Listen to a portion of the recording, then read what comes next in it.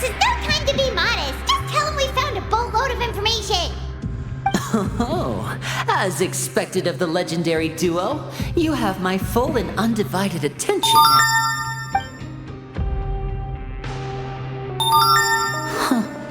I'd have never guessed that myself. The rumors swirling about this place are unreliable after all, and Master Child probably went missing because he found a way out. He is a harbinger after all.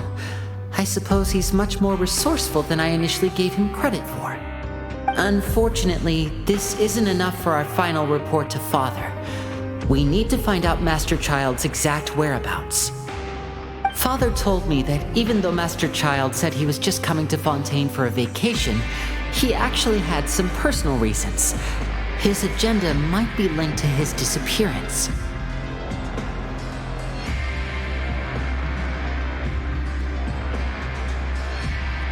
His escape route is already flooded, so we'll have to task someone with professional diving skills to chase after him. Well, when you put it that way, it's obvious that only Fremine would be up to the task. Bingo! Is he around? He's working today. Coming here as a group would have attracted too much attention. I'll talk to him about it later.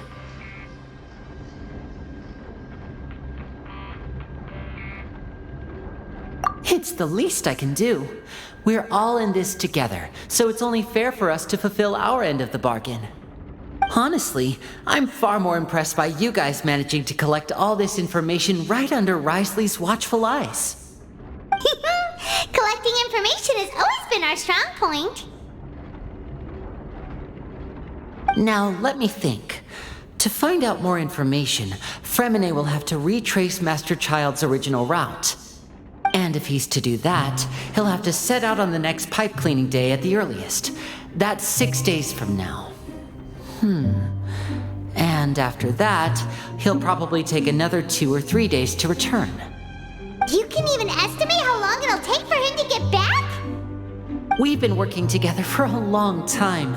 We know each other's capabilities like the backs of our hands. Traveler, what say you to meeting here 9 days from now? We'll be able to pick up Fremine while we're at it, too. Oh, and there's just one last thing we'd like your help with. Though we can just sit back and wait for Fremine's report on Master Child's whereabouts, we still need to make more progress on the investigation of the Forbidden Zone. Fremine's no master of disguise. Lynette's still working on getting intel from the other areas, and I'll need to spend some time helping Fremine prepare for his diving mission. So, you are the only ones we can count on. What do you want us to do? Will it be hard? Well, I won't call it easy per se, but I think you'll be able to pull it off. Listen carefully. You'll need to find an excuse to get into the infirmary and investigate the room and environs. You've mentioned several sketchy-looking people always meeting at the infirmary earlier, so it probably has something to do with the secret we're hoping to uncover. You've already met the head nurse, so she'll be less suspicious of you.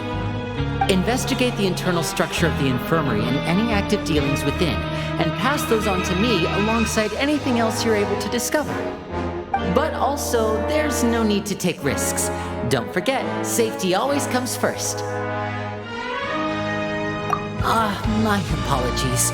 I just started rambling out of habit. It was almost as if I was talking to my younger sister. But that's not a bad thing, right?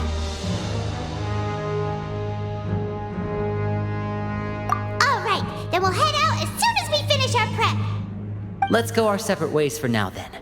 Don't forget, we meet here again in 9 days. Stay safe.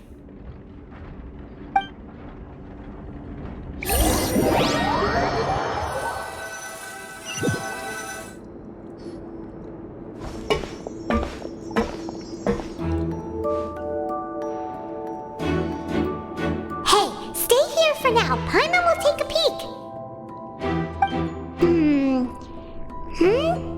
There seem to be several people inside.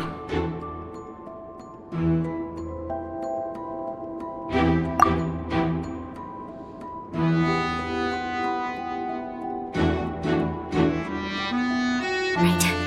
I feel like... It's not impossible.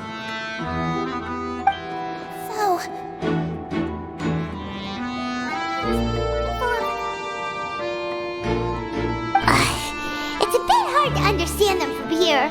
So, why don't we just try to talk to them in person? Let's go as soon as you're ready.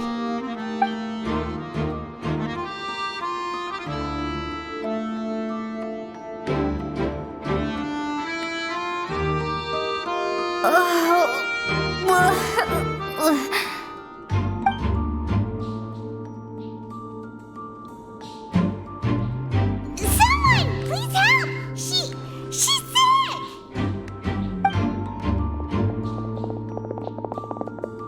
Whoa, are you okay? Oh my! What's wrong, little one? There's no need to panic. Take a deep breath before you begin. The traveler started complaining of a stomachache, and then nausea, and then collapsed onto the ground. Paimon doesn't know what to do. Freezing limbs, twitching fingers, and pale complexion. Could it be poison? Let me take a look. Please lie down over here.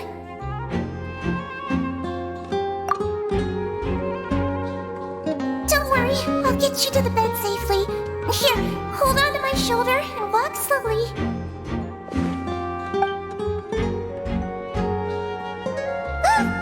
You can do it, traveler!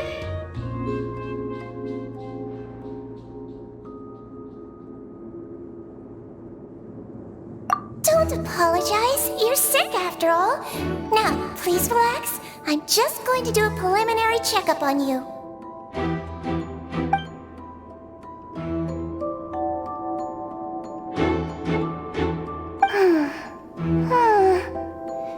I see now.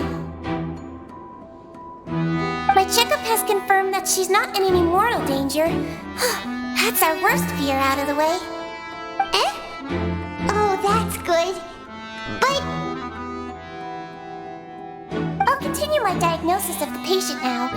Please relax and take a deep breath.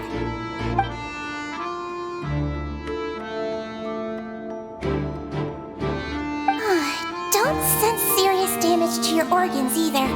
Does it hurt when I press here?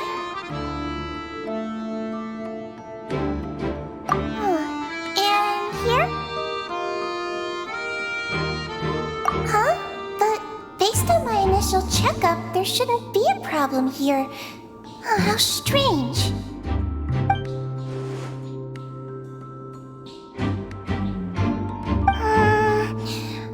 What about here? Does this hurt?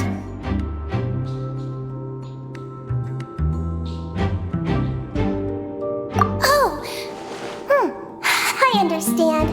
So that's what it is. I think you just ate something that disagreed with you. That's all. Nothing too serious. Outside of a pretty bad stomachache when it decides to act up. So that's what it is. Thank goodness it's not anything more serious. And there have been other inmates complaining about the food recently. I'll inform our head chef, Mr. Woolsey, of this problem as soon as possible. Congratulations! The health risk is incredibly low, so you should recover within a couple days. Why don't you take a rest here while I go get some medicine for you? Miss Levine, I'll have to trouble you to help me look after this new patient while I'm gone. Very well. And she hopped away, just like that.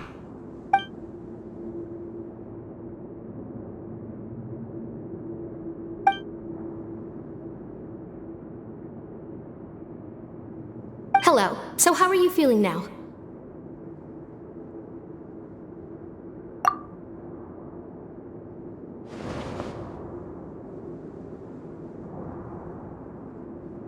Her stomach aches really bad. She was stumbling about the whole way here, so Paimon's really worried. If Miss Sijuin says it's not a serious problem, then there's no need to worry. She's the best medic we've got down here. But it also looks like she's the only medic you've got down here. Well, that's true. What do you mean, that's true? That's really misrepresenting the situation. Of course I can't speak for the whole fortress, but it's not like everyone imprisoned here is useless, you know? Though they may have committed crimes and gotten locked up here as a result, they still know a thing or two about medicine, and they help Miss Sijuin take care of the sick and injured. Yeah, you're right. But did you have to lecture me about it in front of another patient? Aren't you a patient too? Where did all your energy come from? That's correct. Sorry, I got a bit ahead of myself. Are you two also sick? We've been sick a while. I come back every once in a while for checkups, and to pick up the medicines Miss Siegeween prescribes for us.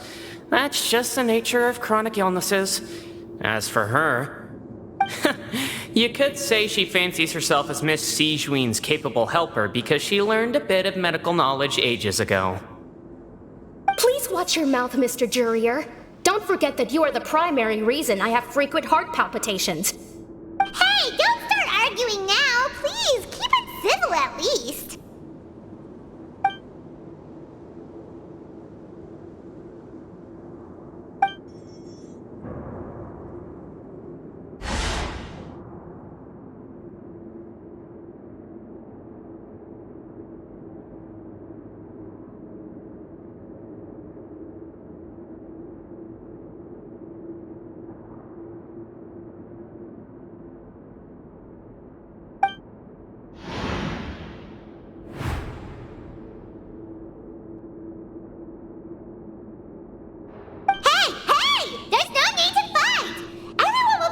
Someday, so there's no need to argue over silly things like this!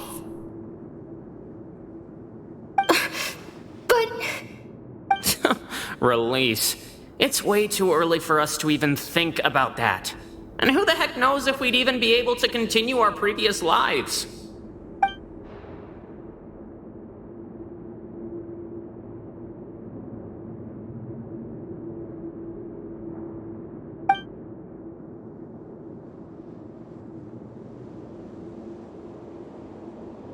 Please allow me to end this boring and useless conversation.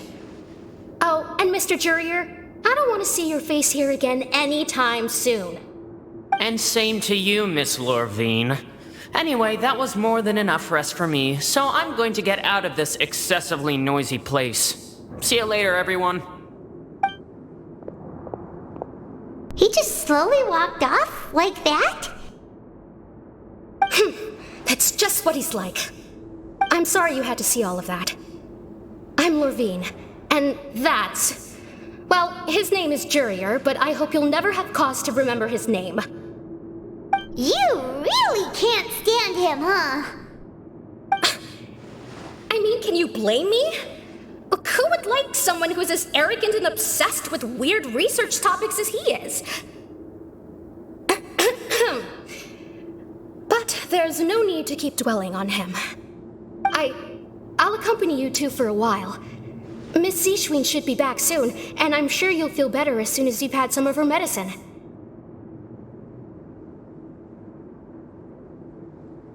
No, it's nothing. I'm back! Did you rest like you promised? Thank you for getting our medicine, Miss Siegeween. Did you all cooperate with your bed rest?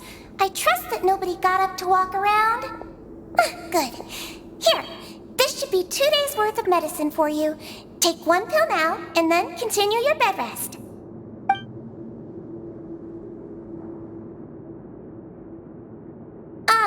Miss Lorvine, I left in a bit of a hurry just now. Do you still remember if we discussed the color of the pill that you should be taking today? I remember. You said it should be yellow.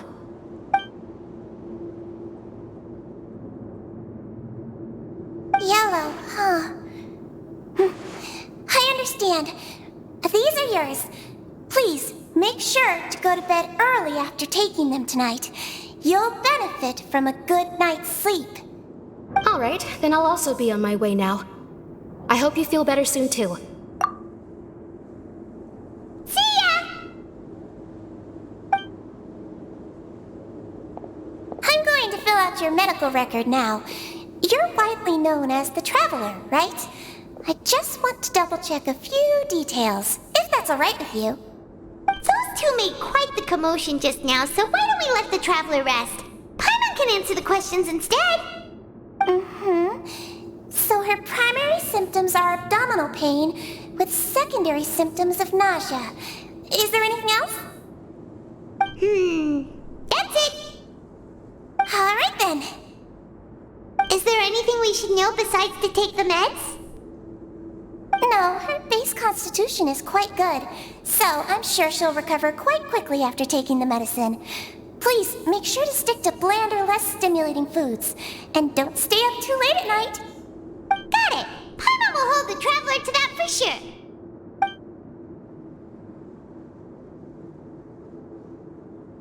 Oh, you're going to take a nap already? Okay then, you get some rest.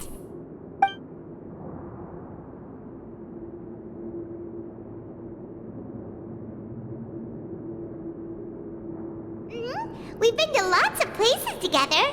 She may look a bit under the weather now, but she's actually super strong. Oh, so you're the best of companions. Well, don't worry, she'll recover soon.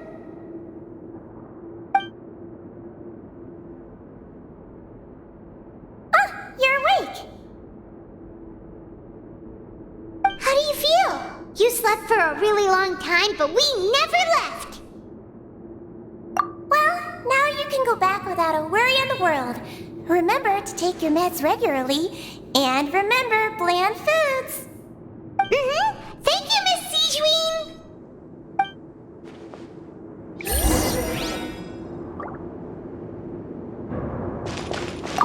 Seems like a lot of people have been coming down with an upset stomach lately. I'll need to address that.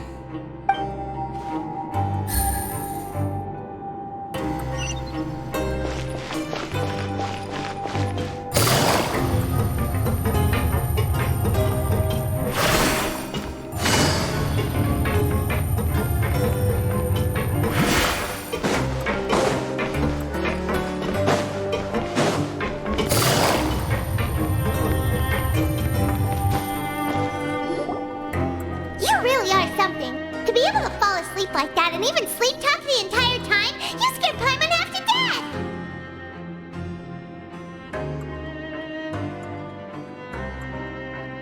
No, but you kept mumbling things along the lines of Pyron, go take my grilled fish and put down the Adeptus Temptation now!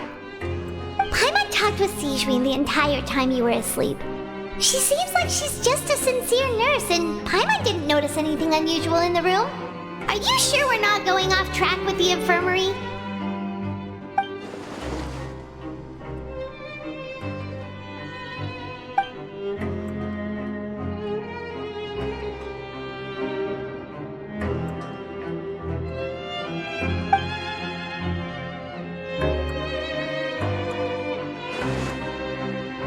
Whoa!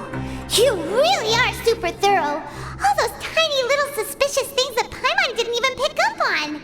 We've gotta get the info to Linny!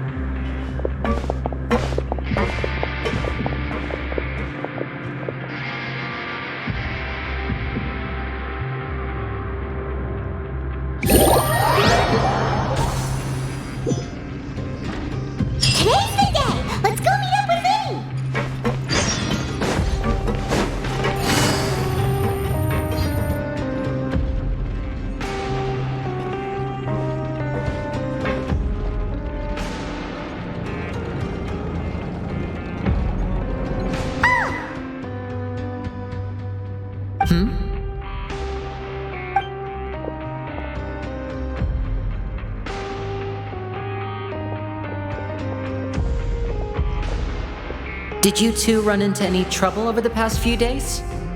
No, we just worked our shifts according to the schedule. Nothing weird happened. That's good. That means you didn't raise any suspicions when you infiltrated the infirmary. We've taken a look at the slip you sent. Fremine successfully left the grounds via the pipes 2 days ago, and as of last night, Lynette has also infiltrated the infirmary after faking an illness. Wait, why is she getting involved as well? You already went above and beyond when you scoped out the infirmary. To put it more bluntly, even if we were to view that as something you did in exchange for Fremine's help, you've already done more than enough. Infiltrating a guarded stronghold is a different kind of job from a one-off investigation.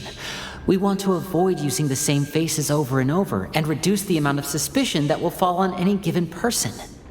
Lynette also felt like you have already taken the first step for us, so she should be the one to finish the job. So that's what Lynette thinks. Oh, Paimon hopes everything's going well for her. Perhaps that's true. You're both very good people, and we've come to appreciate that more than anyone else. Unfortunately, there's still one thing that could get between us, lest you've forgotten. The matter of our respective loyalties. You've mentioned before that you've had some run-ins with the Fatui. I can understand that feeling, so I assume you're just helping us out of the kindness of your hearts? Well, everyone could use some more friends. We'll be counting on you to help us in the future, too. Since I see you as friends, then it's even more important for us to protect you from any peril. Fremine and Lynette feel the same way. Glad to hear it. Then, let's go check on Lynette before Fremine returns. If everything went well, then she should be wrapping up her investigation right about now. Is now really a good time to go over? According to my observations, Sigewinne always spends around half an hour away from the infirmary right before lunch. Lynette knows this as well, so this should be a good time to meet up with her.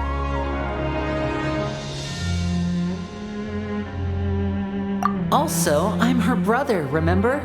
It's only natural for an older brother to care about his younger sister's well-being. Okay, then let's head over right away.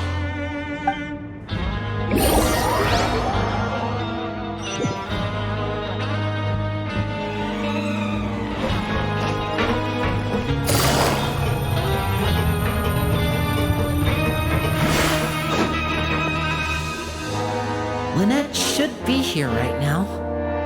Huh. Strange. Lynette? As expected, Sigewinne isn't here, but why isn't Lynette here? No, Lynette rarely deviates from the plan. We agreed that if she were to make changes on the fly, she'd find a way to let me know. Unless... Let's see if there are any clues around here. We can look while we wait for her. Who knows? Maybe she'll be back soon. Okay.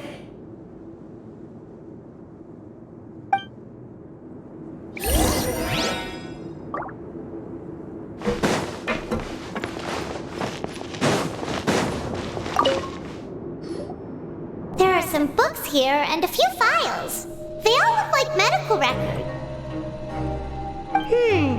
Advanced nursing, how to raise the spirit of your patients, a quick guide to the psychology of emotions, and the meaning of laughter. These sure are some interesting books.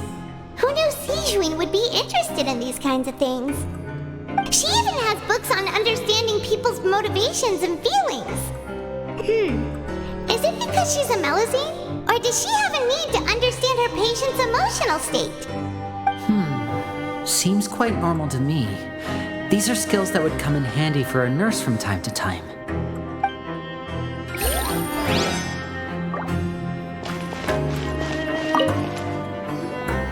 None of the beds have any signs of having been slept in, except that one over there. That's the one Lynette must have used, right? You said she was pretending to be sick. She would have said her migraine was having a particularly bad flare-up. Generally speaking, the head nurse would then ask her to lie down and rest while she left to retrieve the medication.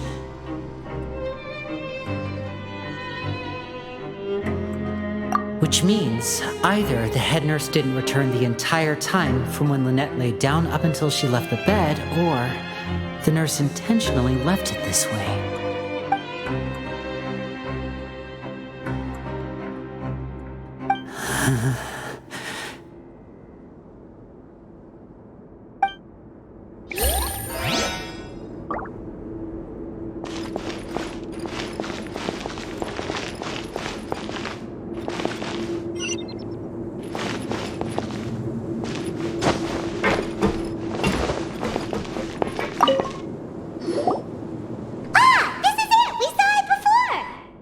Wait, this thing?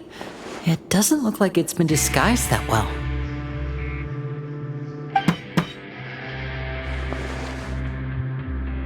The space behind it is empty.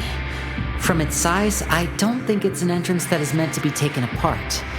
There's probably a mechanism around here somewhere. Could Lynette have tried to get inside? But if that's the case, she would have contacted me for sure.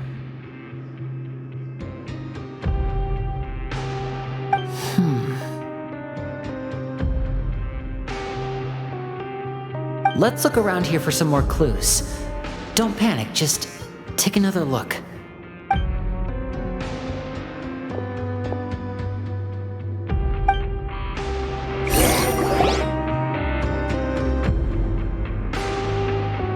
Hey, you guys, there's a slip of paper over here! A slip of paper?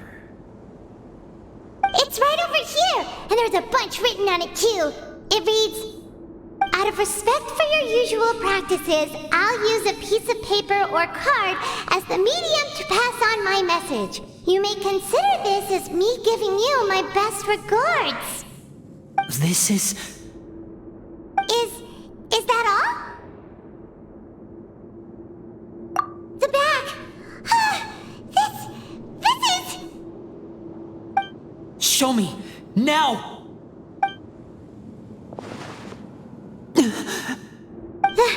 That look on your face. Paimon's reading it now. Would you care to guess where Miss Lynette of the Fatui could be right now? No. Could she have... Is she already... Writhsley. Did he deliberately leave the infirmary unguarded to use it as bait? Wait, you mean he was aware of our goals from the very beginning? But why? We didn't run into any trouble last time, and he also never reached out to us since.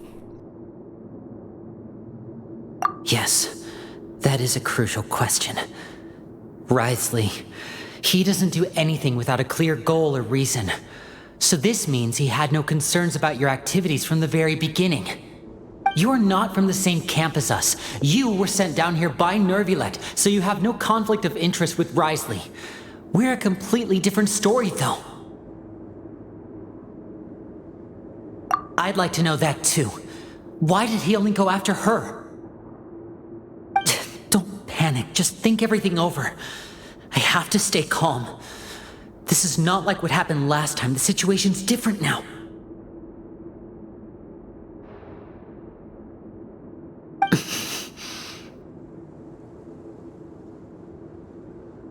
Wait, you're right.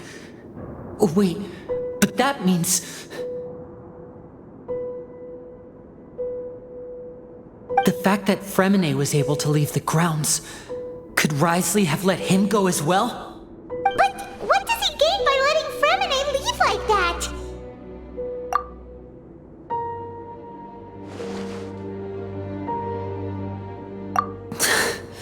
So he's challenging me and trying to provoke me, I'm sure of it.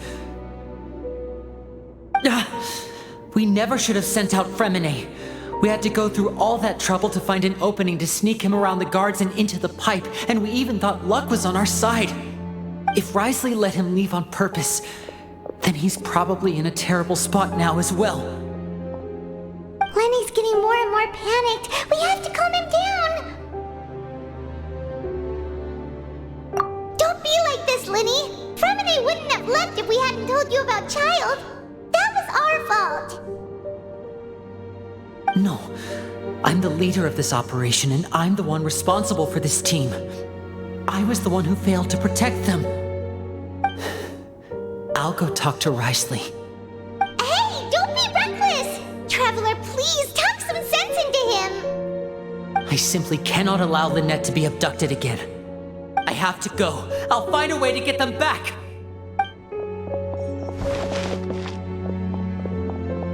He's rushed out the door! After him!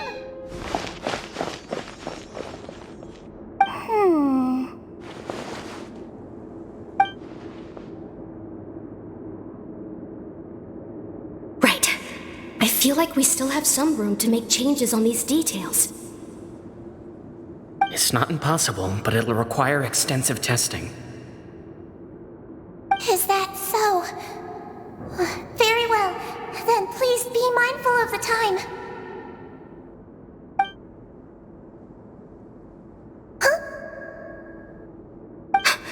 Is someone? Pack everything up. Whoever's outside is eavesdropping. They'll probably come in once we stop talking. Someone! Please help! She's sick!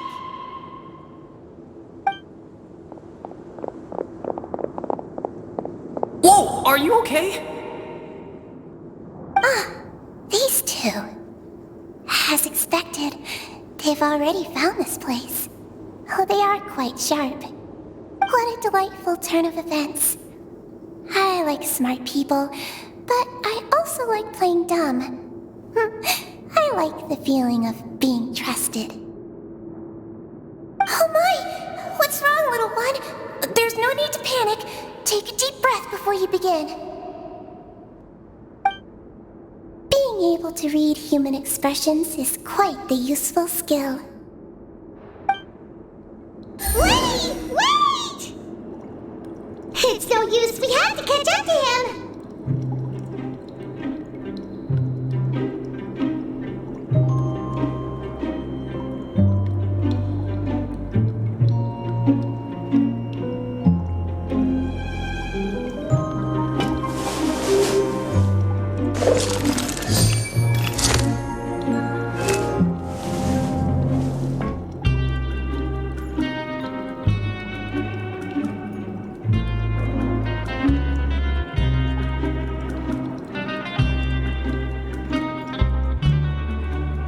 Navigating the world is a whole lot easier with a few different identities to choose from. Need me to come up with some for you?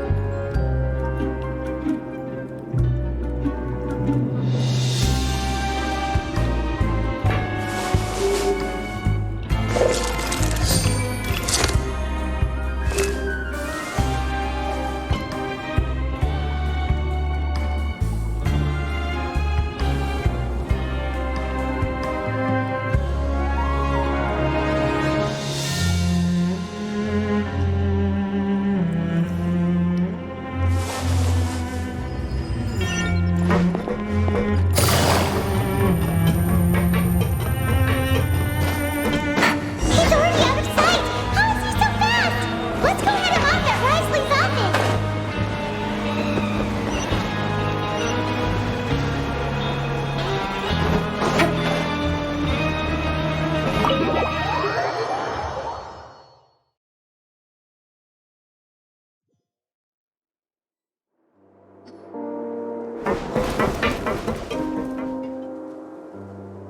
Come out and face me, Risley! Aren't we at an administrative office space? Why don't you at least try to follow even a couple rules from the fortress's indoor management regulations? What did you do to my sister? I ran into the young miss at the infirmary. I'd heard that she was suffering from quite the migraine, so I decided to invite her over for a cup of tea. I do have some teas in my collection that can work wonders against such an illness. Stop joking around! Where did you take my siblings? I have also heard that your performances are quite the spectacle.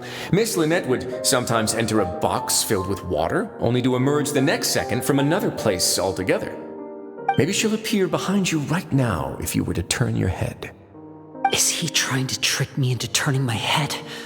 No, He's probably not looking to attack me right now. All of the hostages are in his hands, and he's even in the mood for small talk. That means Lynette is probably still alive. You knew we were investigating the infirmary from the start, so you deliberately aroused the Traveler's suspicions and baited us into continuing our investigation, just so that you'd be able to kidnap Lynette.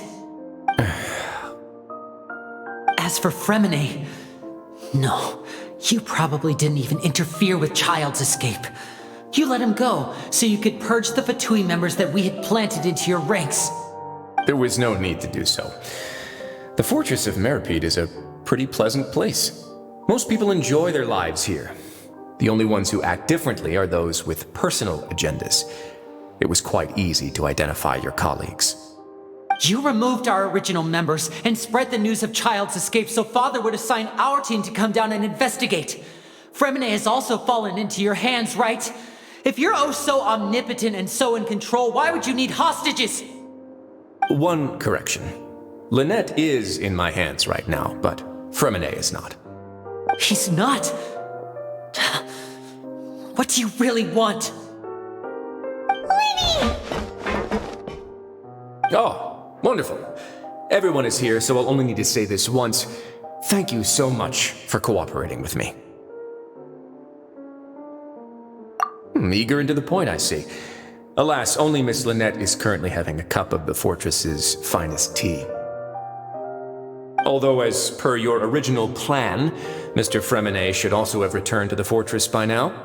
But he has neither shown up within my gates, nor has he been taken into any kind of custody.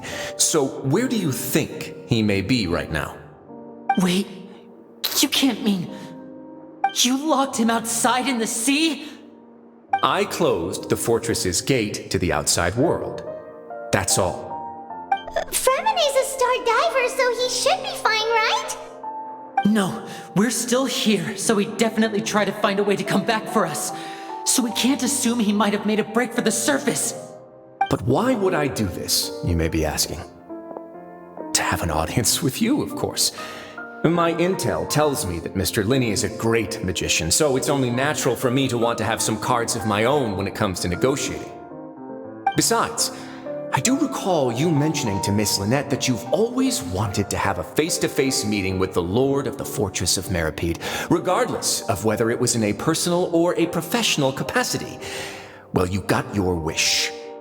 So, you've been keeping tabs on us before we even set foot in the fortress. Some of my folks just happened to hear a thing or two, that's all. In any case, I will be straight with you. I was willing to play dumb and turn a blind eye, so we had a pleasant few days playing games together here. But once you started focusing on the Forbidden Zone, all of that changed. Mr. Linney, the cards are stacked against you right now. Miss Lynette is in my hands, and Mr. Fremine is still slowly being pickled out there in the brine. You know just as well as I that he cannot last out there forever. You need do but one thing to guarantee their safety. I would like you to contact your superior, and ideally invite her over for a cup of tea with me. You want to see Father? But why should she bother giving you an audience? Well, if she cares for the well-being of her dearest children, she should have plenty of motivation to join me for a parents' evening. I've heard that the bonds between the members of the House of the Hearth are like the bonds of family. I don't see why she would refuse. Why did you think Father sent us to handle the Fortress of Meripede? This place is basically a no-man's land. It wouldn't be fitting for anyone as important as a harbinger like Father to come here in person. Oh, I see. So it's because she doesn't care for my place here. That's such a shame. After all, I've amassed quite the tea collection. I was looking forward to sharing it with her. Both Monsieur Neuvillette and Lady Farina have already received many samples as gifts. Was this the extent of your master plan to get to Father? No matter how much pressure you may put on me, I won't allow you to use us to blackmail her. You people really are difficult to get along with. All I'm asking for is a face-to-face conversation. Does she truly have no interest in the fortress's secret? Mr. Linney, you have one last chance to invite your father here. If you refuse...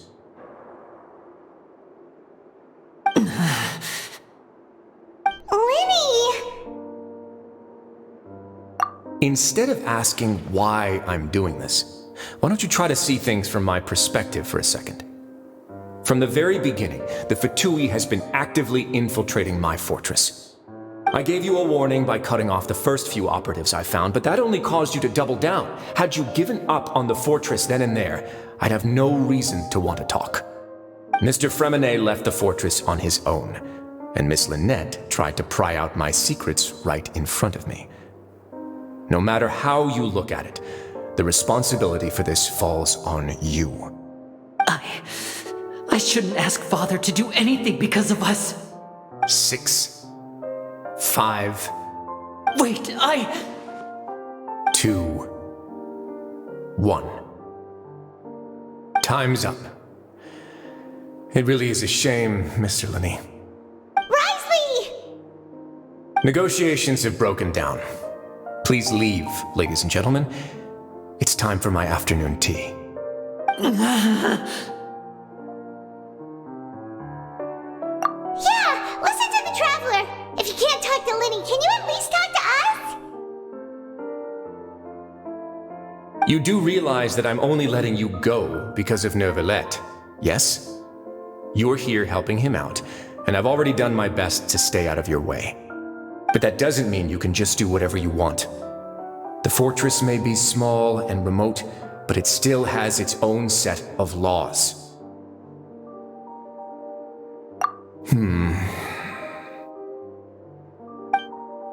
Then how about this? Those who are capable deserve respect. You've spent quite some time investigating my home turf by now, so why don't you tell me a thing or two about what you found, I'll ask you 3 questions. Answer all of them correctly, and I'll agree to your request. Question 1. Regarding the hidden rules of the production zone, what is the truth behind the one about not being allowed to work for 3 days in a row?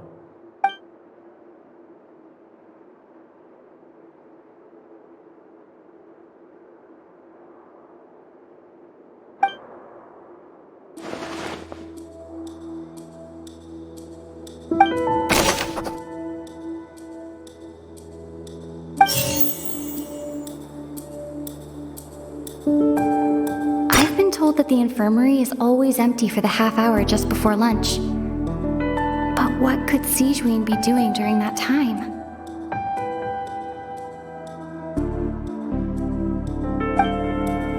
The Fonta promoter has been struggling because he doesn't recognize the real value of coupons. Meanwhile, the Duke believes that only idiots who don't understand the value of coupons would spend them on Fonta.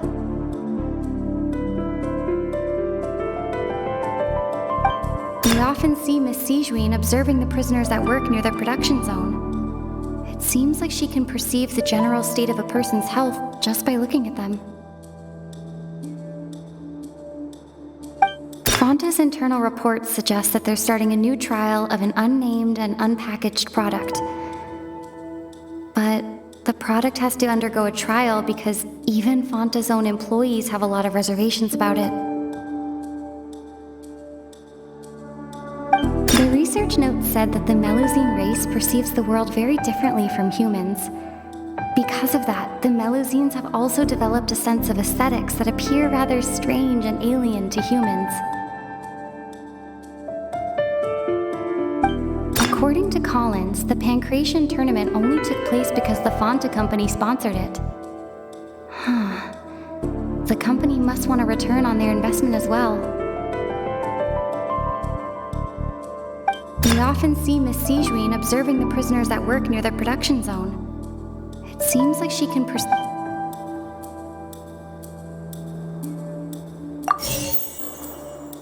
We often see Miss Sijuin observing the prisoners at work near the production zone.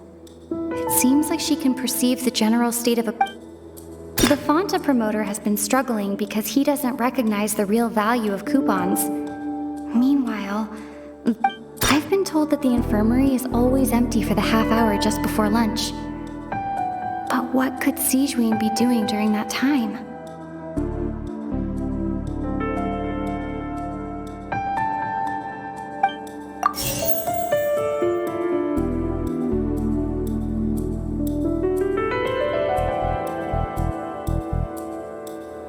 The The research notes said that the Melusine race perceives the world very differently from humans.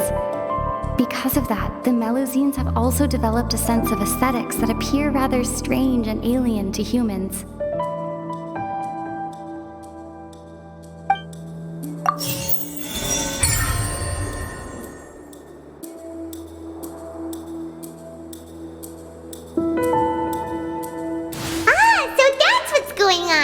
Paimon understands it now. Who would have guessed? The hidden rule of the production zone. People are not supposed to work 3 days in a row, and if they do, they'll get strange meat in their welfare meal. At first we thought this strange meat must have something to do with the people who disappeared, but in reality, they were all prepared by Sigewinne, the head nurse. She often visits the production zone to observe the workers' health and makes a note of anyone who has worn themselves out after 3 full days of work. Out of her sense of duty as the head nurse, as well as her genuine concern for the workers' health, Sigewinne visits the cafeteria right before lunch and cooks an extra dish for those who can use the stamina boost. Sigewinne has only the best intentions with her surprise gift and doesn't want anyone to find out about what she does. However, unfortunately, Melusines as a race perceive the world differently from humans, and their sense of aesthetics is even more alien to us. The recipients of her lovingly prepared special meals cannot taste the care within and usually just freak out. Are we on the right track? Not bad. You've uncovered Sigewinne's secret and even guessed her intentions correctly as well. It's nice to know that her efforts have not gone unacknowledged. All right, now for my next question. There are also some hidden rules in the Pancration Ring, including the one that you're not allowed to support both sides of a fight. Why is that?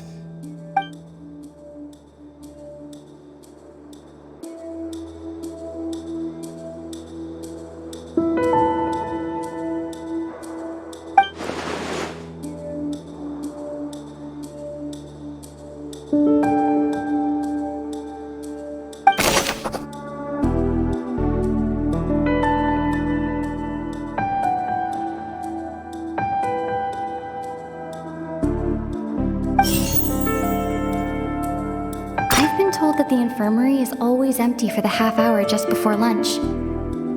But what could Sigewinne be doing during that time? Fonta's internal reports suggest that they're starting a new trial of an unnamed and unpackaged product. But the product has to undergo a trial because even Fonta's own employees have a lot of reservations about it. According to Collins, the Pancration tournament only took place because the Fonta company sponsored it.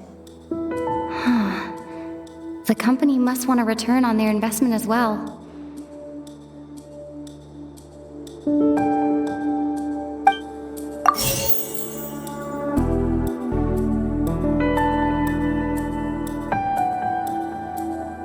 Fonta's internal reports suggest that they're starting a new trial of an unnamed and unpackaged product. But the product has to undergo a trial because even Fonta's own employees have a lot of reservations about it.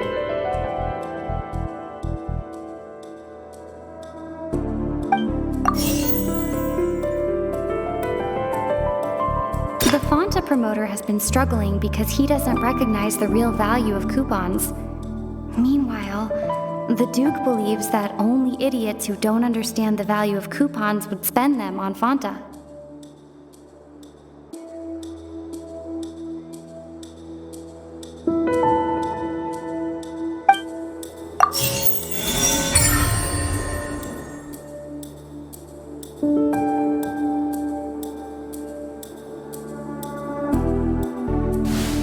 Paimon gets this rule too now, so there really was nothing to be afraid of. That hidden rule of the Pancration Ring is about how, people are not supposed to bet on both boxers at the same time. And if they do, they'll receive a package containing a strange, blood-colored liquid. when they see it because they've subconsciously begun to associate it with the missing boxer. But really, it's just a bottle of the latest yet-to-be-named and packaged new Fonta trial product. A blood-red drink. It's no wonder even Fonta's own staff were questioning the company's decision-making. The company, facing backlash from its own staff, decided to try to trial the product on a smaller scale to see how it might be received by customers. They came to the fortress of Meropede and offered to sponsor the Pancration tournament so they could push their new product. But the Duke completely refused to even entertain the idea. The Duke, knowing how valuable coupons are in the fortress, knew that only total idiots who didn't understand their true value would bother buying a Fonta product here. And so, only those who proved their stupidity by being dumb enough to bet on two opposing sides of the same match were selected to receive the drinks. I acknowledge the effort you've put into bringing the truth of this mystery to light. Although, based on your description, that Fonta promoter is a bit too careless with his words, I may just reconsider my collaboration with the company. All right, and here's the final question. What's the secret behind our head nurse and all of her patients in the infirmary?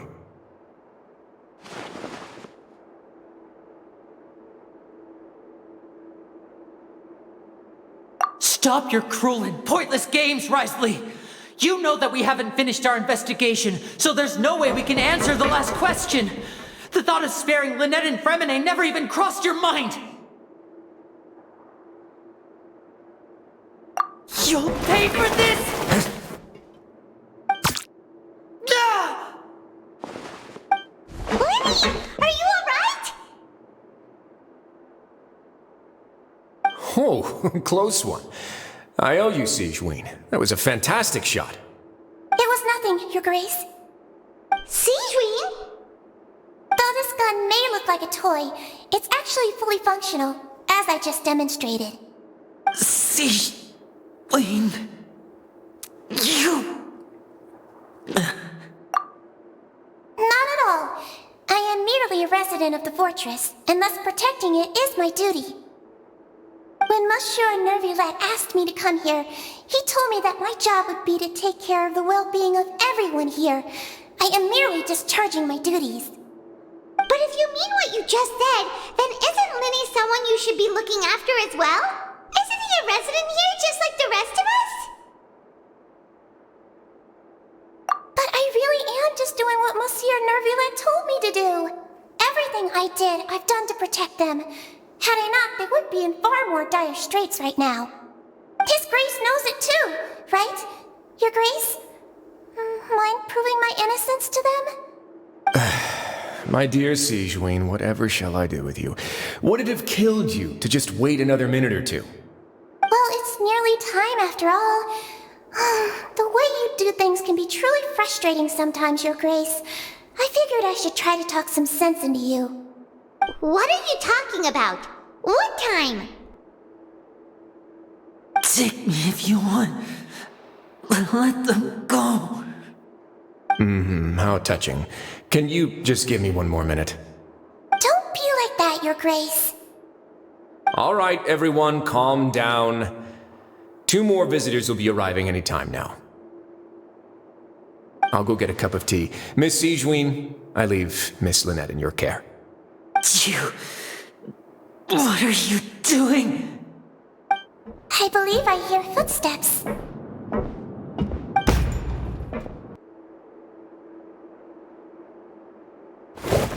Some space, please. Ah, Miss Clarande. My door.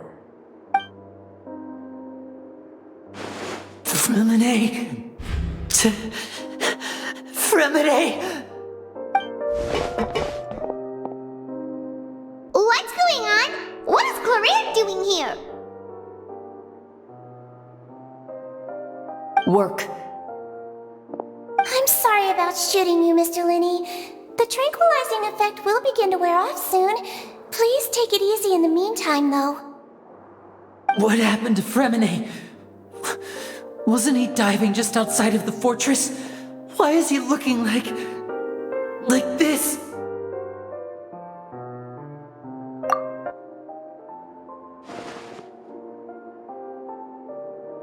A flushed face, an accelerated pulse. He must have consumed primordial seawater. What did you say? Please, make some space. I'll need to give Mr. Fremini a more thorough checkup. Your Grace, I'll leave the rest to you. I'll talk to Clorand while you get Fremine to where he needs to be. Everything else can wait.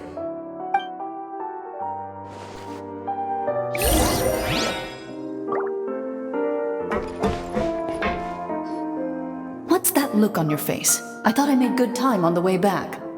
Oh, I'm just admiring your punctuality. Had you arrived just a few minutes later, Sigewinne may have been forced to shoot Mr. Lenny again. How's the situation out there? The water has changed. It's pretty much as expected. The concentration of primordial seawater has increased significantly. I was only out there a short time, so it wasn't too bad. But if one were to stay for any significant amount of time, well, you can see how that boy's doing. Where was he when you found him? The abandoned zone at the end of the pipes. A good distance into the water. Closer than I thought. He must have recognized it early on and tried desperately to swim back. Locking the door was necessary. I don't think we could have saved two. Well, I did try to convince him that I had my reasons. Never seems to work, though. It would probably work on Neuvillette. He has a knack for picking out who had good intentions, even when the outcomes were all terrible. It's a bad sign if you're having to plead your case to Neuvillette. Want some tea? Not particularly. If you want to drink some that badly, just say so. Fine, I'd like to get some tea. Want me to get you a cup too, since I've already made it? Might as well then, I suppose. Actually, do you have a towel? I would like to dry my hair.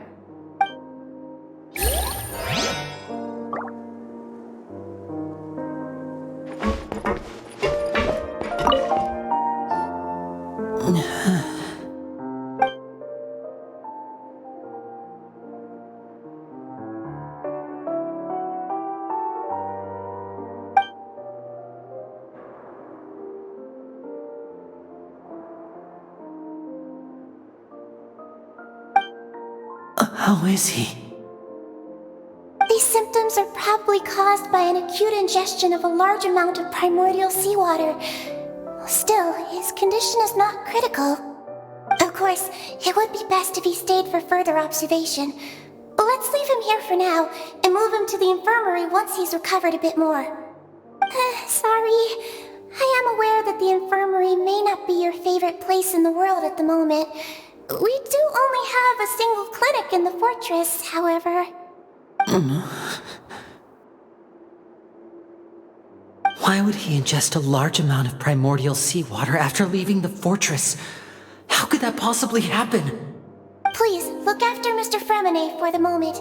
I'll go fetch some medicine and a respirator. Oh, I'll bring Miss Lynette back with me. Where is she? How is she right now? Oh, she just took a nap in an empty room after I tranquilized her. If my calculations are correct, she should also be waking up right around now. You might not believe me, but His Grace and I actually made some snacks and tea for her.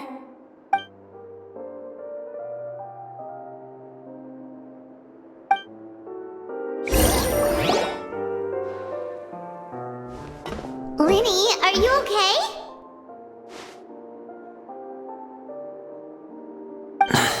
I'll be fine. They're all here now. Don't worry about me. Are you sure? You don't look alright. My hands and feet are still a bit weak, but that's probably just the residual effects of the tranquilizer shot. I'm back, everyone. Lenny! Oh, Traveler, Paimon, you're here too. Fremine? Is he... He'll be fine. But for now, please help me lift him up.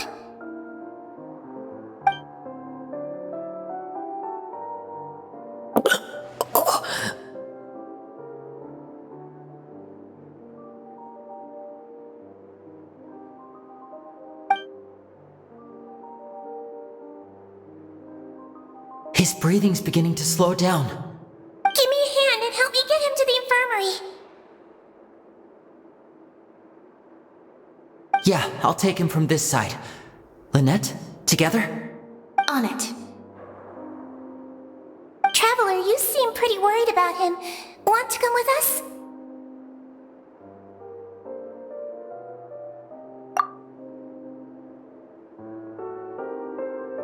The Duke and Clarande are gone.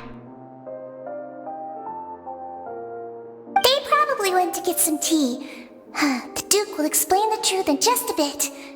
Miss Clarande will need a break, since she only just returned from rescuing Fremine out of the sea.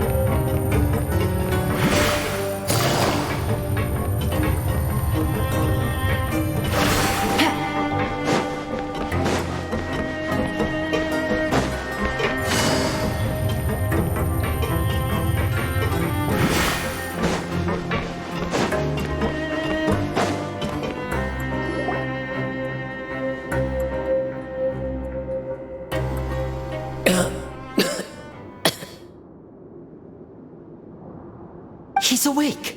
Fremine, how do you feel?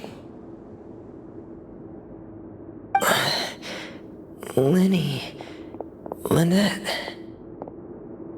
We're all here. Where am I? The infirmary, at the Fortress of Meripede, Mr. Fremine, and you are no longer in any danger. How do you feel? Don't push yourself if you're not feeling up to it. Traveler. Paimon. It's been so long. The sea. There's something wrong with the seawater. Shh, it's okay. We can talk about it after you've recovered. No, listen to me. This is really serious. There's primordial seawater mixed into the regular seawater. I don't know why it's there, but no one should touch it. Pipes. Right, the pipes. It's all coming back to me now.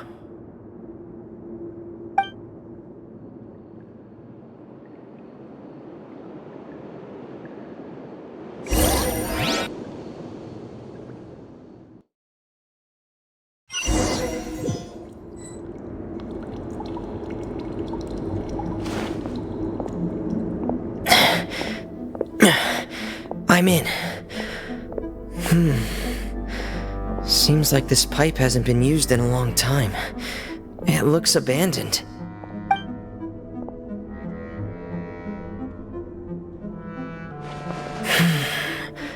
Where could Master Child be?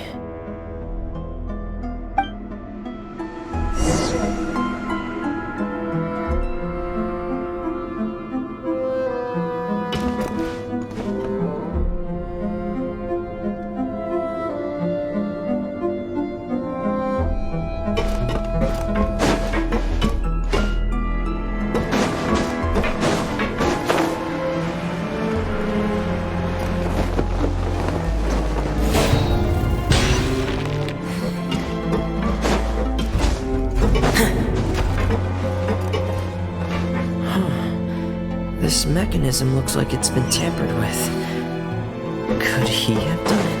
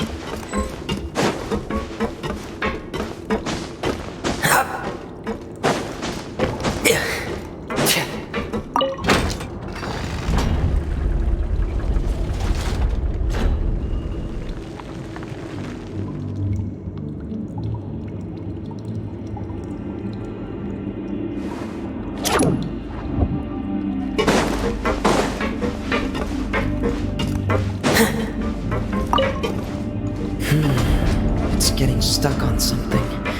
Seems like I'll have to avoid those obstacles while I turn it.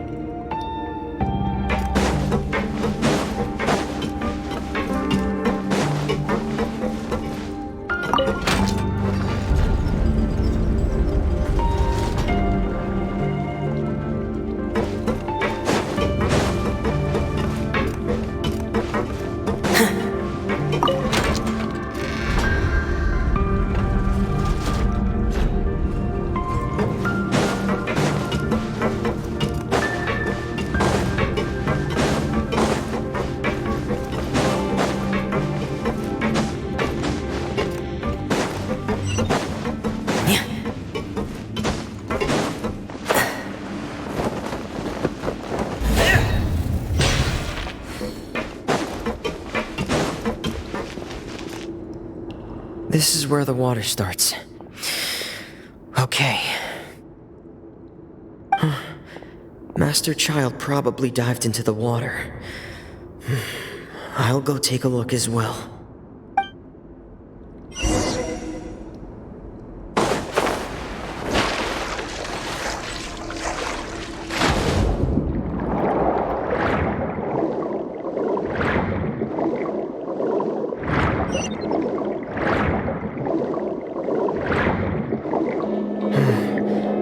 The vegetation here is a bit more sparse. These traces aren't natural. A person must have left them, and recently. There are traces here too. I need to keep going. Huh? The traces are gone, but I don't see where it could have gone from here. Wait, what the?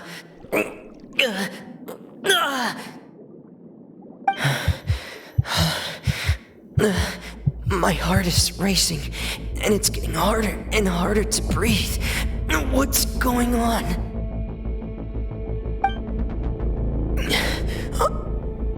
No good. I have to get back. They still don't know anything about what's going on. If I turn back right now, I should still be able to make it.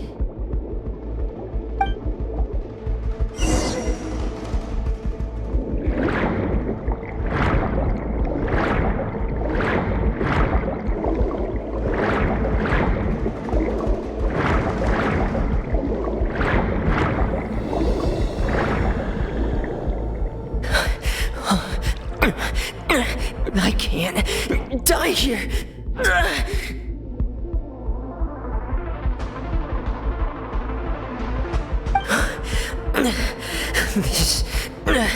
This is bad. I'm feeling worse and worse, and I'm still underwater.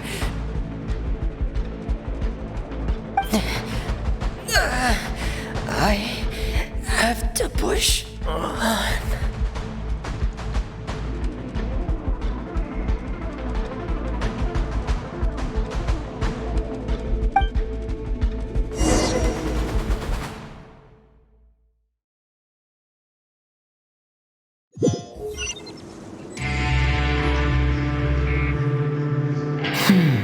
So, in other words, the trail you were following vanished, and you had no idea where Master Child could have gone. but there was also no obvious place for him to have disappeared to. That's right. I tried my best to swim back, but I had already put some distance between myself and the fortress, and I just couldn't find the strength to keep going. I probably passed out some time after that, and you know the rest. Miss Clarande brought you back, but we also don't know why she just suddenly appeared at the fortress, or why she went out to save you. Miss Clarande, you say? I must go thank her in person. You're still too weak for Monet. You can go after you've had some more rest. Miss Lynette is right. I believe Miss Clarande will stay here as a guest for another few days, so there's no need to hurry. A guest? Then I can assume Risley was the one who invited her to come down here? You should ask His Grace about that. He'll be able to explain better than me. Yeah, it's about time he actually told us what's going on. Wanna come with us, Lenny? No, please go on without me. I don't want to leave just yet. Lenny. The logical part of my brain is aware that we're safe right now, but I still can't bring myself to leave. Both of you are just in danger. Understood. Then let's just sit together for a while. In that case, I'll leave the infirmary to you. The Traveler and I are going to head out for now. As long as you stay in here, I don't think you'll be disturbed. Thank you.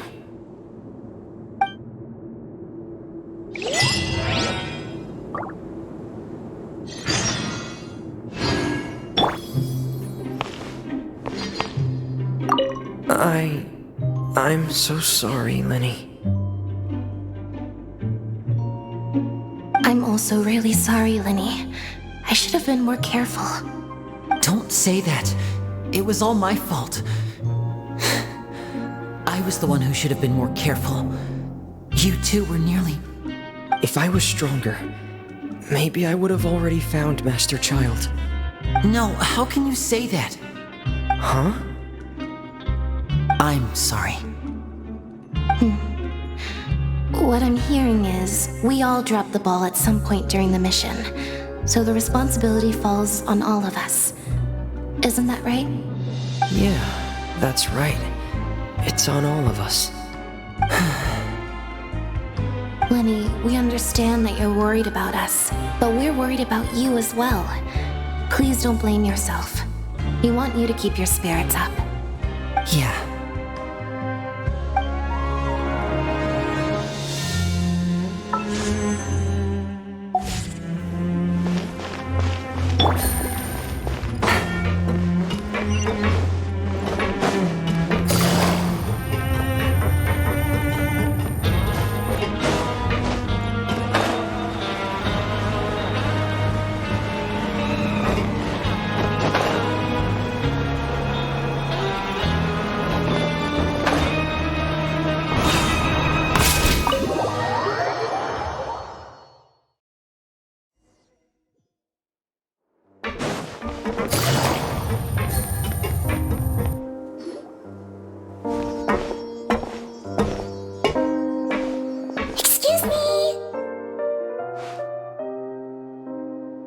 I take it Mr. Fremonet's condition has stabilized? Of course! I wouldn't have left the infirmary otherwise. I've been expecting those two, but might I inquire as to the purpose of your visit, Miss Siegewien? I wanted to check up on Miss Clarande.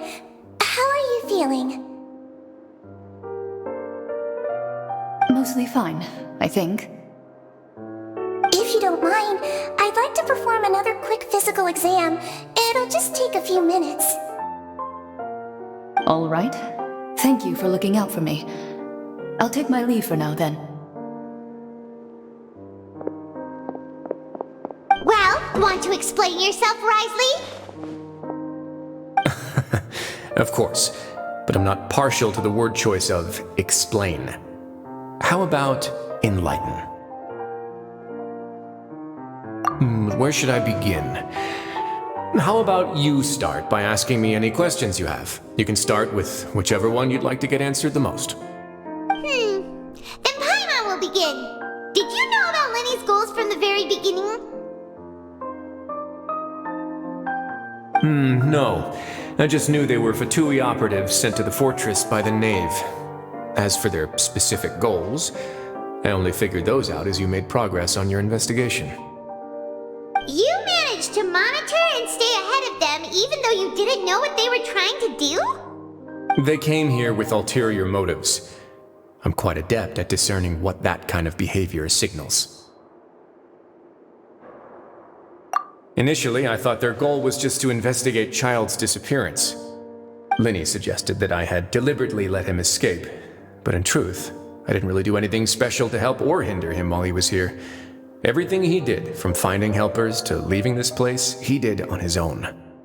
Of course, it's inevitable that the Knave would make a big deal out of her fellow Harbinger's unexplained disappearance.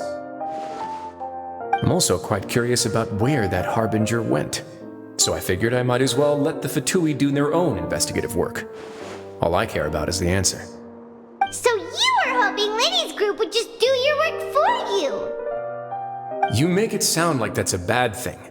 Unfortunately, things didn't go as planned. I assume that Fremine has told you already, the ratio of primordial seawater around the fortress of Meripede is on the rise. The Forbidden Zone has always been Lenny's target, and you got roped into that investigation after running into him.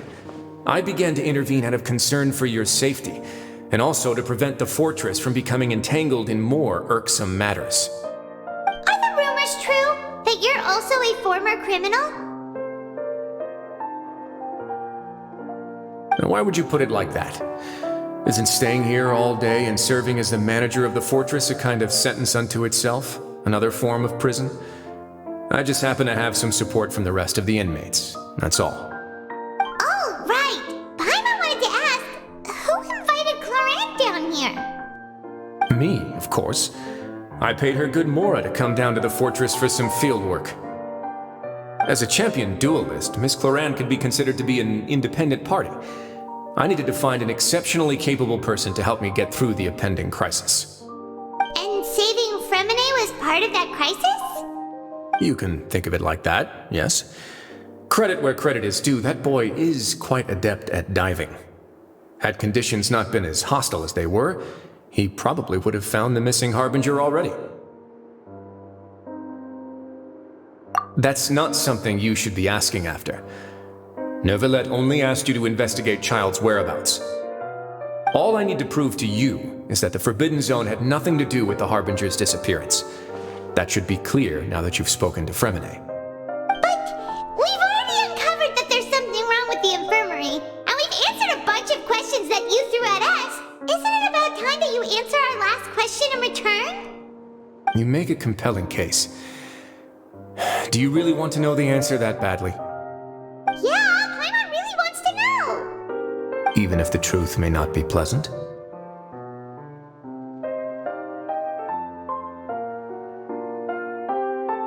Follow me.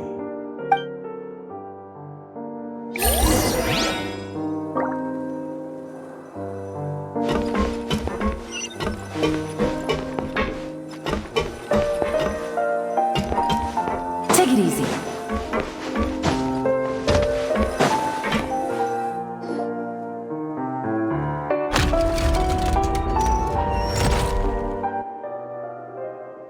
There's a hidden door here? And a whole basement behind it? Huh. You're pretty good at hiding stuff, Risley. It seems you've forgotten just what kind of place the Fortress of Meripede is.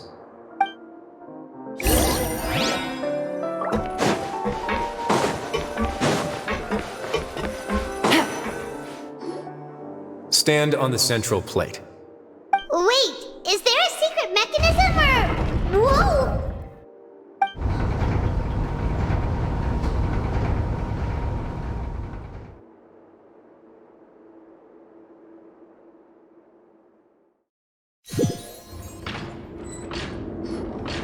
So, this is the Forbidden Zone? Honestly, for a place so well hidden, Paimon sure doesn't see anything special. What a huge Which door? There are 3 such isolation gates in total. Generally speaking, I'm the only one who's allowed to go inside. Hence the name Forbidden Zone. Am I correct to assume you're going to run on back and tell your little Fatui friends everything? Well, Paimon wasn't thinking of keeping anything from them. Well, I'd advise you wait until you've seen the whole truth of this place for yourself before deciding whether or not to tell them.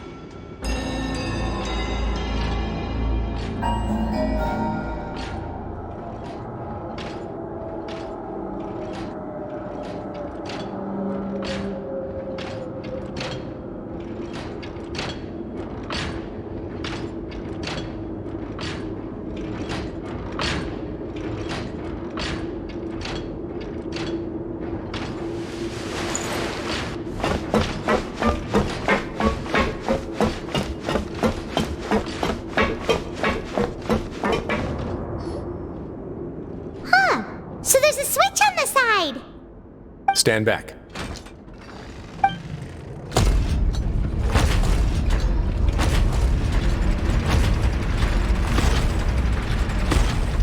Whoa! They all just went up one by one.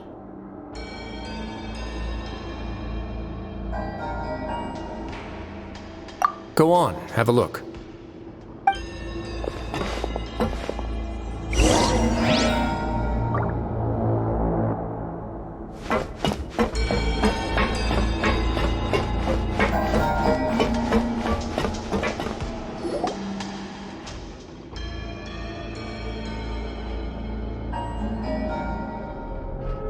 I've been interested in what lies beyond that gate ever since I assumed leadership of the Fortress of Meripede.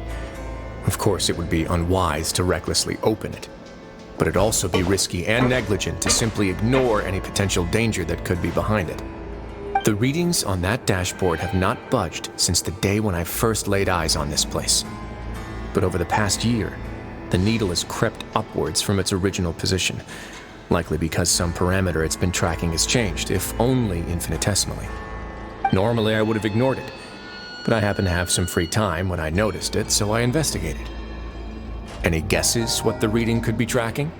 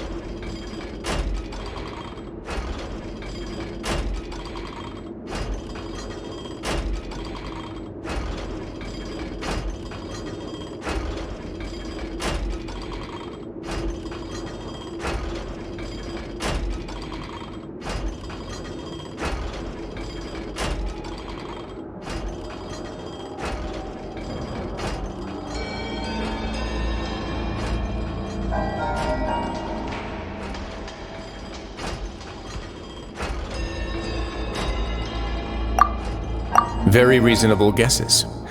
I've considered both of those as well. Unfortunately, our dashboard is tracking something less ordinary.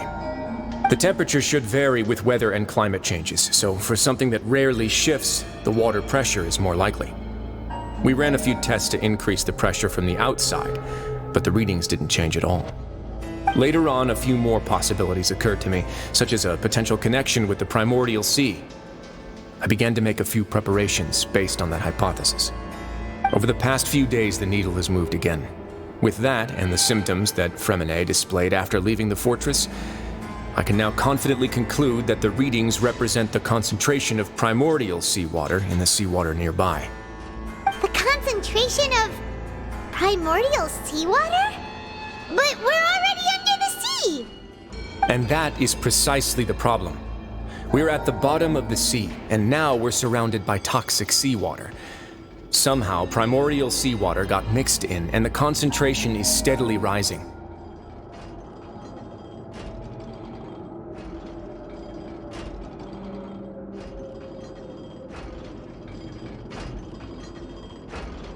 Yes, that's very likely. But forget about the two of us! Not even Novelette knows where the primordial sea could be, much less where we could find and plug a leak. Oh. Oh! Seems like you've figured it out. I believe the primordial sea lies directly beneath this sluice gate. For some reason, the primordial seawater levels have risen significantly, and it's now very close to us. The indicators are now red.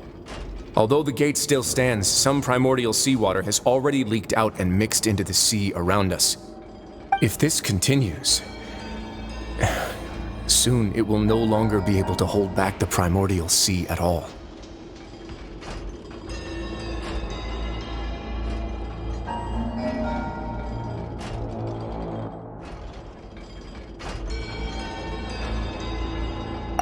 Yeah, you know what the legends say. If this place falls, then everyone in Fontaine will be turned into puddles in the span of a night. But that's just too weird! Why would the Fortress of Meripede be built right above a sluice gate for the primordial sea? Who built this place anyway? Your expression tells me you think this might be part of a vast, complicated conspiracy. To be honest, you might find the actual answer may be exceedingly boring. It's just that the secret of the Forbidden Zone had been long forgotten by the nation before I rediscovered it with my research. There's no single founder of the Fortress of Meripede in any traditional sense. What we know about its history has been left to us by the people who used to live here. When the previous Hydro Archon Egeria ruled the land, all convicted criminals from Fontaine were exiled. The people drove the criminals away like a wolf pack chasing away the banished. The criminals received no sympathy of any kind from the people. They were exiled to the desolate seaside, where they experienced only pain, struggle, and the bone-chilling cold. Some of them began to repent, and prayed to the Hydro Archon, asking if there was still anything they could do. The Hydro Archon took pity on them, and said, "You may go guard my secret, deep underneath the waves." And so, leaning on the power of the Hydro Archon, they gathered underneath the sea and began to build a fortress. They became a community down there in the deeps, and over the years helped it to grow. As the number of exiles increased, more and more people joined the community. When the first group of exiles died, they left the yet unfinished fortress to their successors. The Hydro Archon continued to lend her support, allowing the fortress and what it stood for to continue growing ever larger. Before long, this dark underwater fortress became the sinner's only home. And with that, the people here stopped referring to the fortress as a prison. They saw themselves as repenting sinners who would regain their freedom once they had sufficiently redeemed themselves. But as time went on, people also realized that the fortress was a lonely place. Once they had gotten used to life here, they could no longer feel comfortable living in the overworld. Once they had finished serving their sentences, some people left and some others chose to stay. They'd find some idle position and let their withered souls fade away with the ancient secrets of the past. After many, many centuries, few people still remember the reason for the fortress's founding. Now they just see it as an integral pillar of Fontainian society, as the place where criminals deserve to be sent. Now and again, researchers manage to break one law or another and live out their days in the fortress. I learned all this from an elderly historian. Everyone else just thought he'd made it all up. But now you know every part of that history is true. Indeed. That's just as the prophecy says. If this gate fails, then everyone will be dissolved into the sea.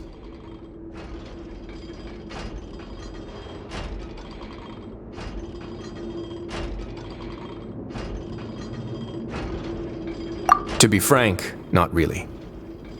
But sadly, that hasn't stopped this prophecy from proving all too accurate. Prophecies are troublesome things. Just hearing one will create the first wave of panic.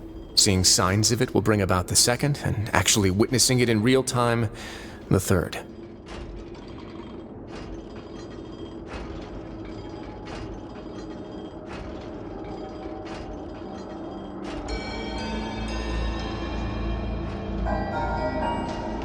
Let's go somewhere else. I want to show you something.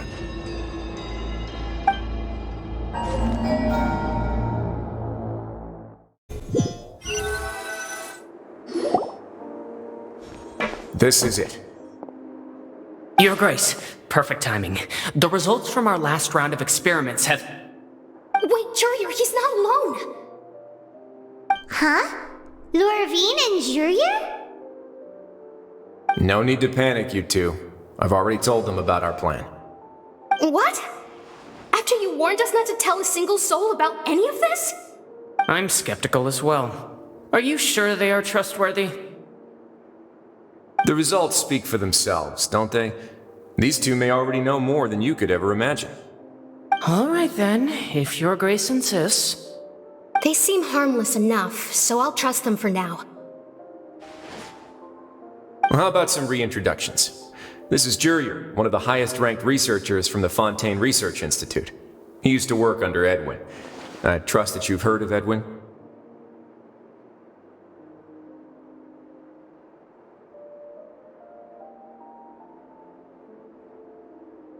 Good. Saves me a bit of time explaining. Edwin's main areas of research were archaeum and gravimeters. As his assistant, Jurier is quite familiar with them as well. I hired him to be my technical consultant. You want to blow up the fortress of Meribee? Ah, what a lovely idea. I'm already imagining it in my head. Gotta admit, I'm tempted as well. Guys, focus! Focus! That taskmaster over there is Miss Lorvine, and is also one of my technical consultants. While Jurier used to be Edwin's assistant, she used to be Jurier's assistant. Ooh, are they together? See, everyone keeps asking this question. Are you too sure you're not a couple and just using your work as a convenient cover? Your Grace, I am not in a relationship with this man. If I dated her, I'd officially be madder than Edwin. Jeez, forget I said anything then. Follow me. Whoa, there's another door that goes right up. Your constant amazement makes it seem like the fortress can do anything. But Paimon really thinks everything's super cool.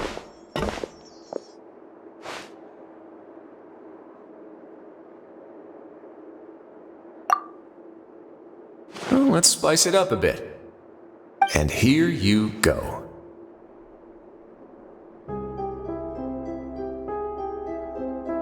What a huge ship! This is also a production zone that Paimon's never seen before. What's going on? How much do you know about Fontainian history? Not much at all. Well, then maybe you haven't heard the story of ancient Lemuria. To give you a quick rundown, Fontaine used to be ruled by the Lemurian dynasty. According to legend, the Lemurian king Remus came to this land after being inspired by divine revelation and found the seer Sibila, who had taken on the form of a golden bee. Taking the golden bee with him and riding on a huge ship, the Fortuna, he created his nation above the surging waves. He called his nation Lemuria and used the Fortuna to incessantly search for new tribes and islands, calling on them to join his empire. There's a ship in this story too? Where there's water, there'll be ships. People believe that hope can always be found at the end of a voyage. Do you believe that too? To a point, I think. As you've already seen, I have a whole factory's worth of labor, materials, and technology at my disposal. Certainly can't hurt to give it a try. So the moment I began to speculate that the primordial sea might lie underneath the gate, I also began this project. Were you inspired by the legendary Fortuna? Maybe. Fontainians need something to hold on to cope with the impending disaster.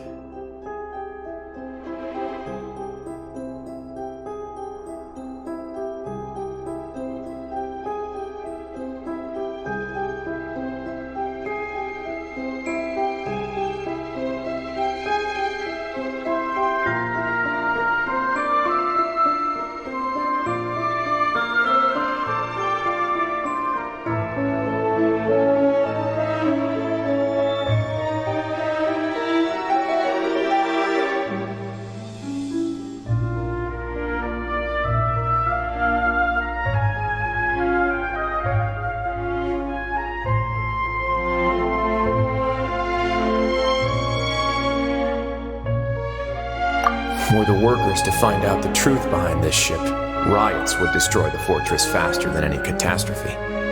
As the fortress's administrator, I'd never make such a reckless call. Alright, that's enough talking for now.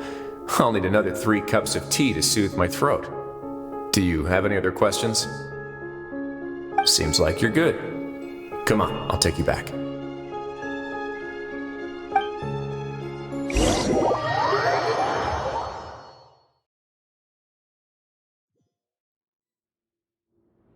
I'll leave you here for now. Thank you so much. No worries. But don't forget, it's up to you whether or not you want to share what you just saw. What you do from here on out will likely affect those 3 as well.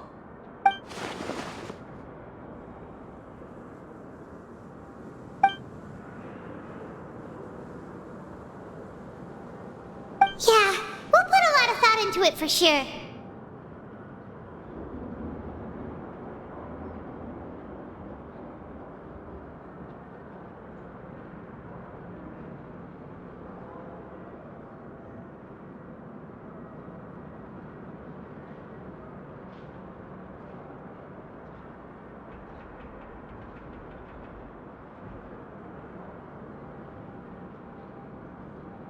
Great.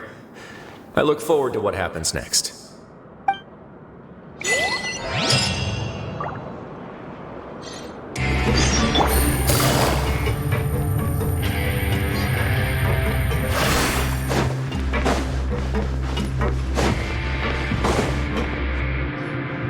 We're back! Welcome back. Do you want a cup of tea? How can you be so much like Risley, always drinking tea? Huh. Actually, now that you mention it, I just remembered something now. While I was sedated, I could still barely hear 2 people talking next to me. They were discussing everything, from the leaves to the water and even the teacups themselves. Must have been Risley and Sejuin. Yeah, I heard 1 male voice and 1 female, so it should have been the 2 of them. They really were just talking about brewing tea. I really can't make sense of this place. So, Traveler, Paimon, were you able to learn anything from Risley? Yeah, he explained everything. Very well. Then, would you mind checking your answers against my speculations?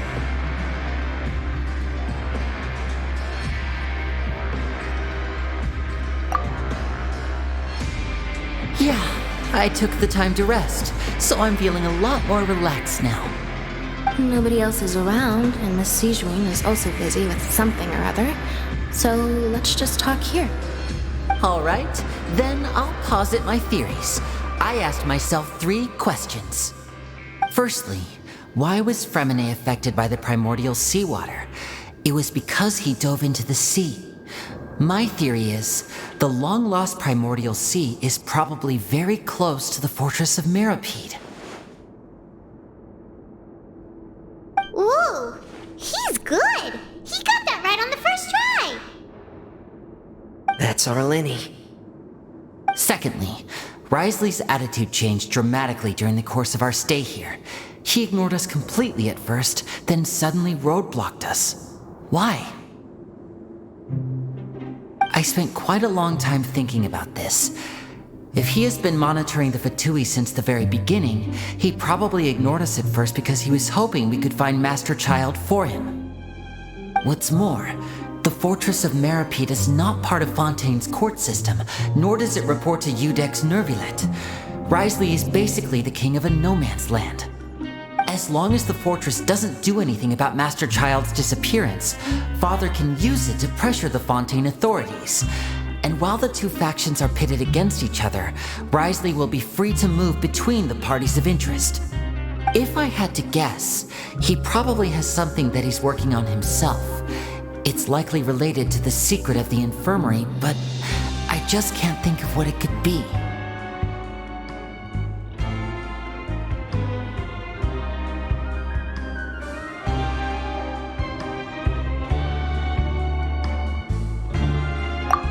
Super smart!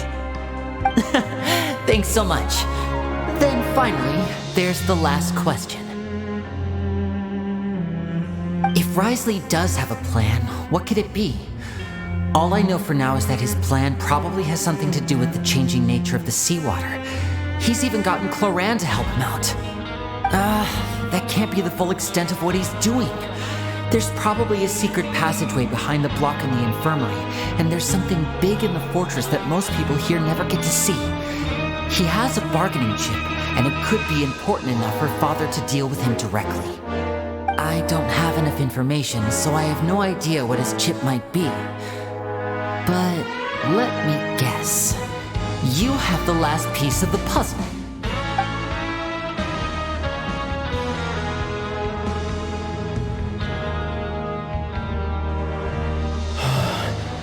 I can't believe it. The sea will engulf everyone. Just like the prophecy said. Could Wriothesley have wanted to meet Father to figure out a way to deal with this crisis? If you remember, I once mentioned that Father sees the House of the Hearth as her base of operations, and she truly wants to resolve the crisis. But how could Wriothesley have known that? Or perhaps he didn't know and just wanted to bring Father over to his side, which could be why he said he just wanted to negotiate. Yeah, that makes sense to me. I understand your concerns as well, Traveler. I'll figure out a way to pass this on to our father. No matter what, we're on your side. The two of you have already aided us far too much. We probably wouldn't be standing here right now if not for you.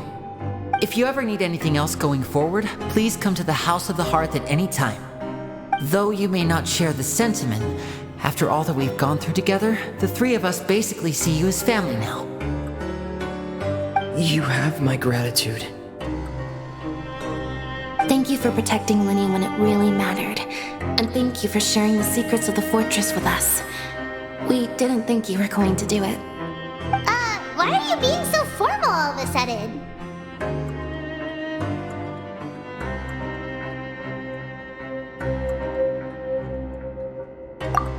Given your strength, you might not need our help at all. But if you are ever in danger, we will try our best to protect you. Aww, the sound of that makes Paimon feel all warm and safe inside.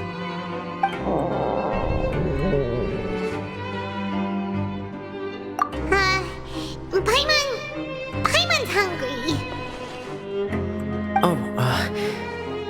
You've done so much already. Go get some food. Alright, then we'll catch you guys another time.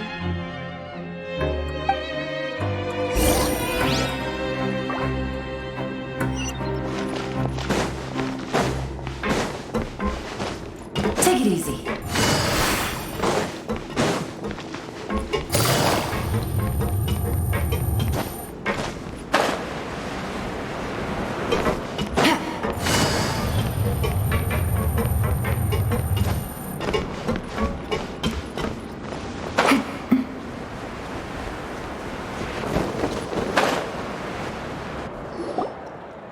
It's time for dinner. Welfare meals now being served in the coupon cafeteria. Come on, let's go pick up ours as well. Traveler and Paimon, over here. Are you here for dinner too, Miss Sijui? And I'm taking the opportunity to prepare Miss Cloran's dinner as well. Huh. You're right. She's actually sitting in the fortress cafeteria. What would you like to eat?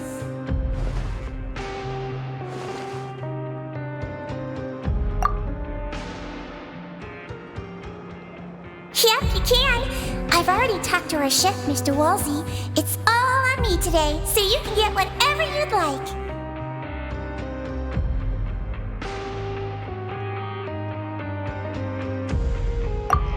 Me too! Don't forget Paimon! No problem. Just leave it to me.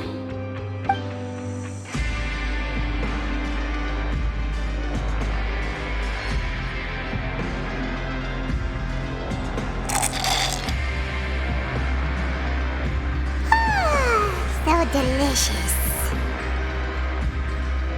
Paimon's so happy. Paimon wants to feast like this every day. Feeling full yet? How's the food? Delicious. I'm so glad to see you all so happy. Oh, see the expression on your face just now? The muscle here just moved, which suggests that you're feeling quite relaxed at the moment. Sigewinne, do you do this to help your patients or to better understand human beings? A bit of both, I suppose. I'm a Melazine, which means I'm very different from human beings. I must know what you're thinking if I want to take good care of you. You're really good at taking care of people. Even though you're so short, you still talk and act like an older sister. Really? You're reminded of an older sister? That's great to hear. Oh, and what did you mean back in Risley's office? When you said that you were protecting Linny and his siblings as well?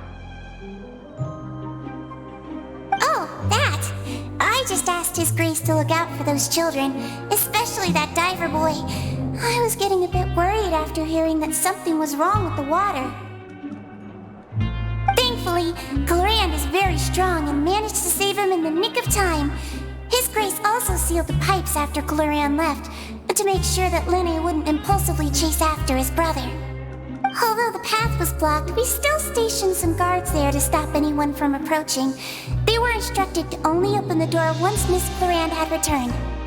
Oh, and I was keeping an eye on Mr. Linny as well. We had to press him, but we couldn't allow him to be in any real danger. You were all super considerate and really thought everything through. It's just what we do down here at the fortress. At least this has been His Grace's style for as long as he's been the leader. Oh, I really wish Monsieur Nervula would come down here more often too. I feel like he'd like it here, with all the darkness and chaos.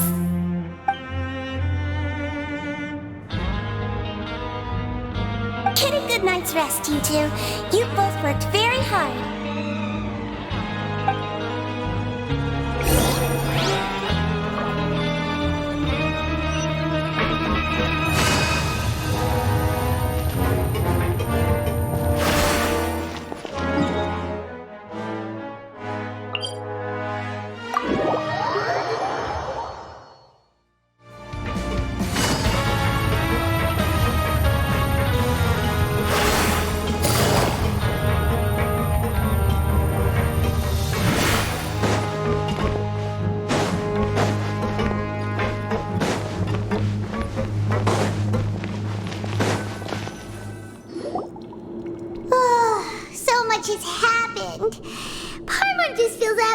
Exhausted now that she's finally relaxed. I'm super sleepy. Are you sleepy too?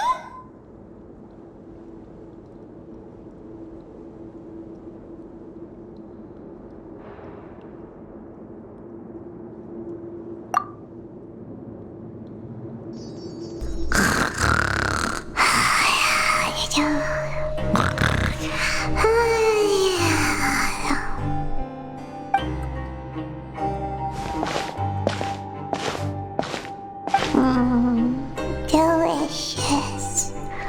I'm on 1 seconds for free.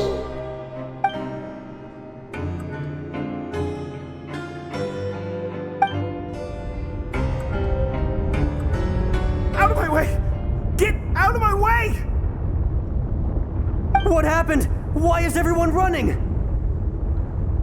No idea, but something must have happened. Stop asking! Who's yelling? Paimon still wants to sleep.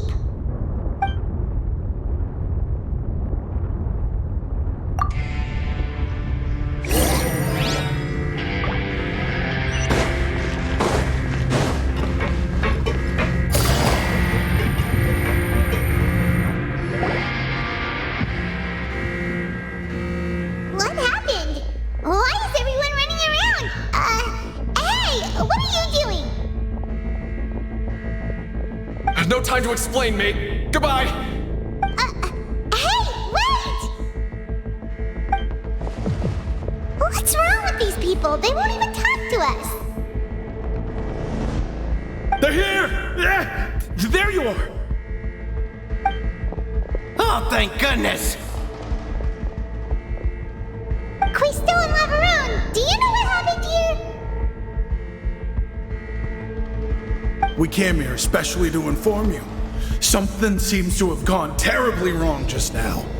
His Grace is telling everyone to evacuate and get out of here. Lavaroon was saying you two are new here and you don't have many friends, so you might slip through the cracks. Haven't you heard all the stories like that? An evacuation is successfully completed, yet you only find out once you do a head count that 1 or 2 people are missing. Wait, weren't you the one who brought that up? Why is it suddenly my idea? Hey, shut up! Okay, whatever. The point is, you should come with us.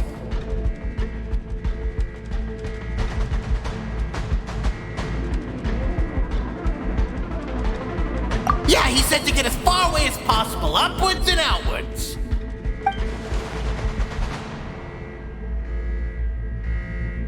Oh no, it can't be that thing! Whoa, wait, what? What? Hey, where are you going? We have to go find the Duke! You two just go and get out! Go on without us! Hey, be careful! Attention, please evacuate upwards and outwards, upwards and outwards. If you're already at the topmost layer, then try to move as far outwards as possible.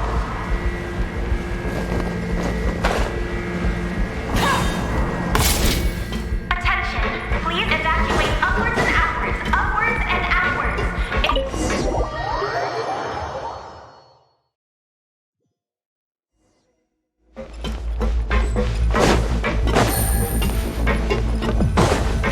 Take it easy.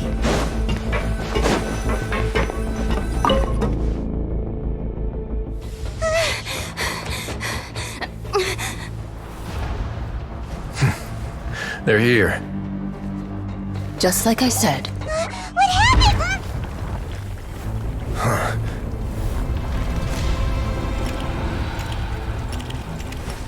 You're just in time. But be ready to run.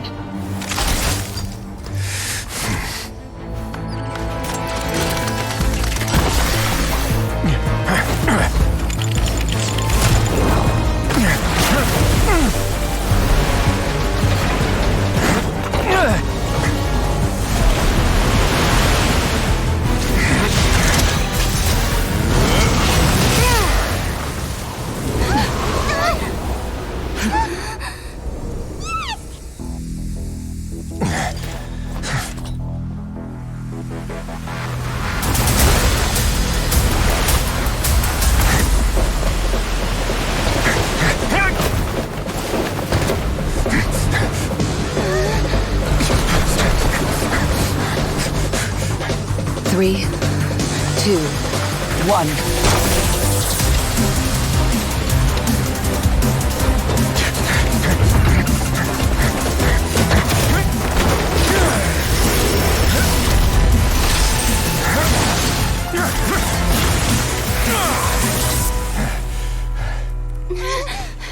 This won't hold it for long. Find Neuvillette. Tell him the defenses are about to collapse. Then what will happen to you? Until he arrives, we're the last line of defense.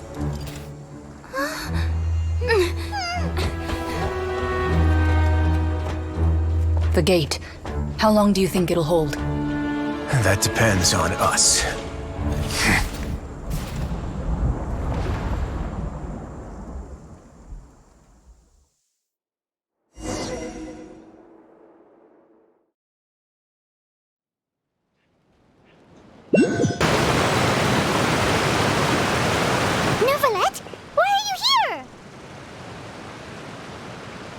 Traveler, I need you to head to the Opera House immediately.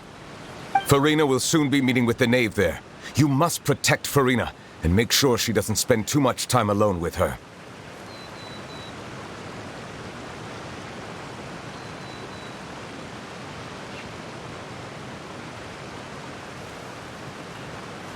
Will do. You have my sincerest gratitude.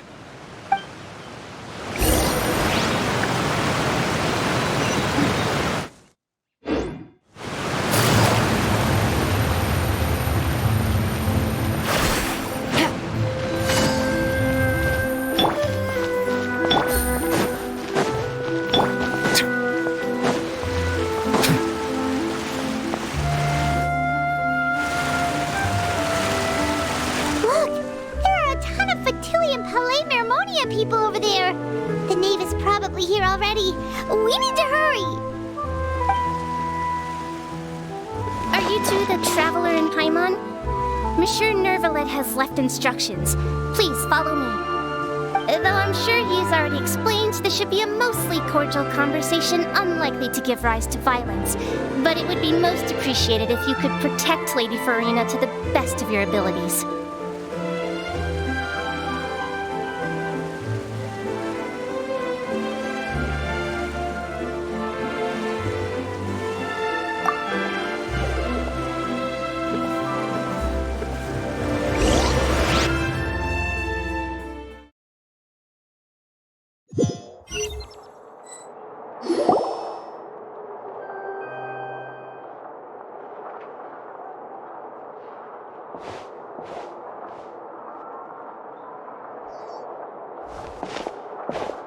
Oh, so you two are the honored guests Miss Farina mentioned.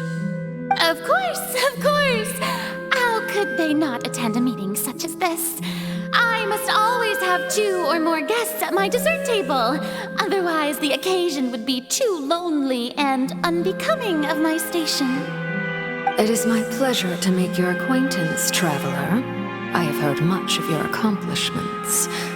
I am the Knave, one of the 11 Fatui Harbingers.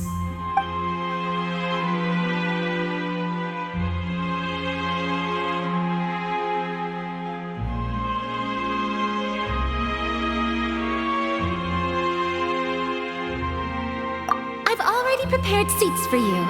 Come, sit beside me. Perhaps you two are unaware of how Miss Farina and I do things.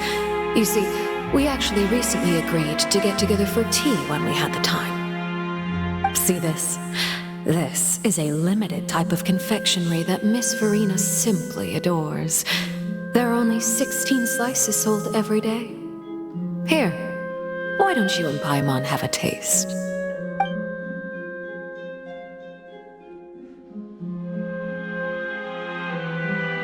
Traveler, what do you think of this cake? That's good to hear. So what Child said was on the mark after all. You do share a taste in desserts with Farina and I.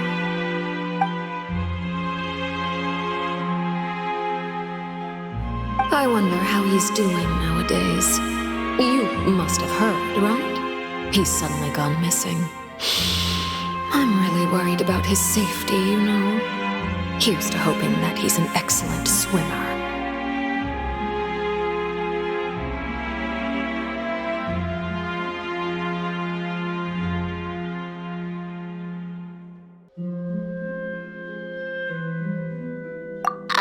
Since we're talking about him, I feel like I should add something. His martial prowess really looked certainly pretty impressive, yeah.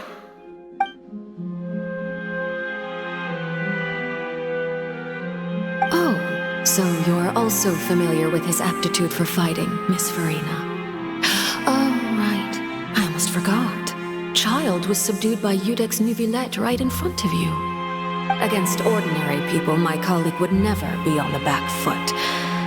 But alas, he just never imagined he'd run into such a person. I must express my admiration for Monsieur Nuvillette.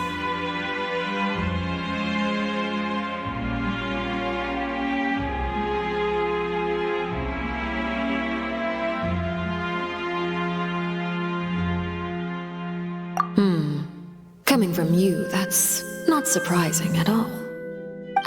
But I thought you would be happier to hear the news. Of course, but it's still a bit of a shame. You see, I would have been far happier had I received this news somewhat earlier. As you well know, a long time has passed since Child disappeared.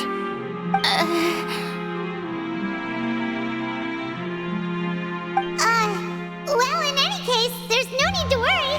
We know for sure that Child is still alive. Oh, and just how do you know that? Because we found evidence that proved he left the Fortress of Mirapede. And where did he go after leaving the fortress? Well...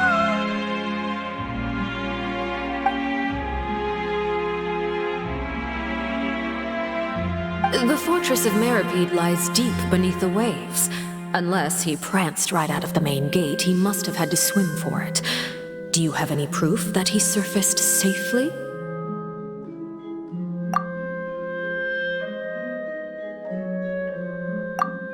That is good news, at least.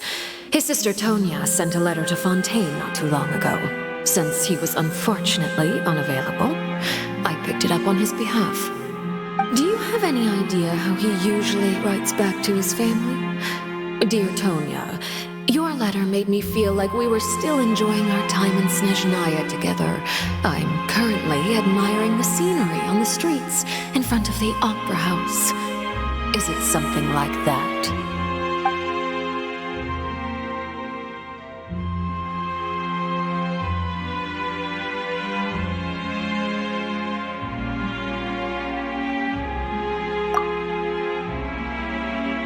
Letters tend to follow the same few formats anyway, right? As long as the contents are accurate, it doesn't matter so much how it's written or how it's worded.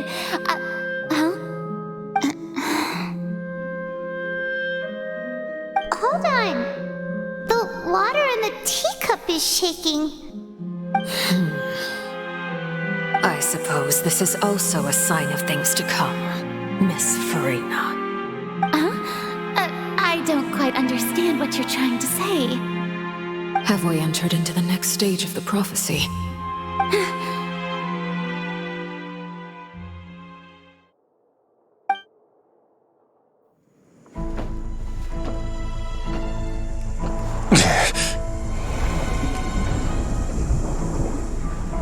My thanks to you both. I will take it from here.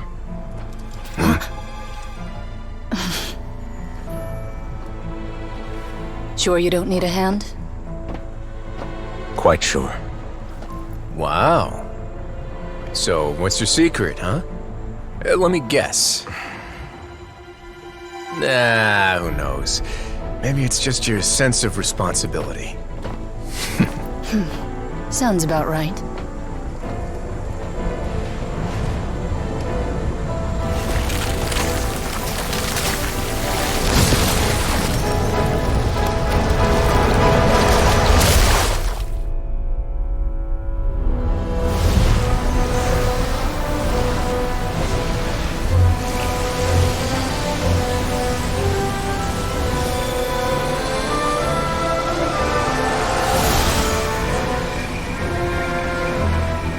Day may come when the prophecy is fulfilled and the waters burst forth. But it is not this day! This ancient power could easily obliterate an entire race. A tsunami of fury would unleash endless catastrophe.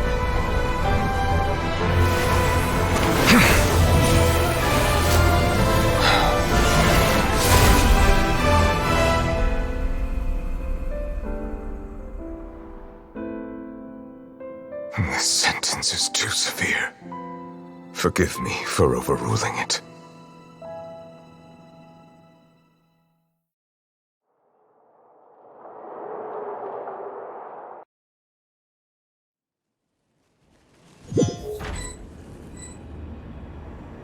All right. Seems like the problem inside has been suppressed. Let me guess. We're safe for now.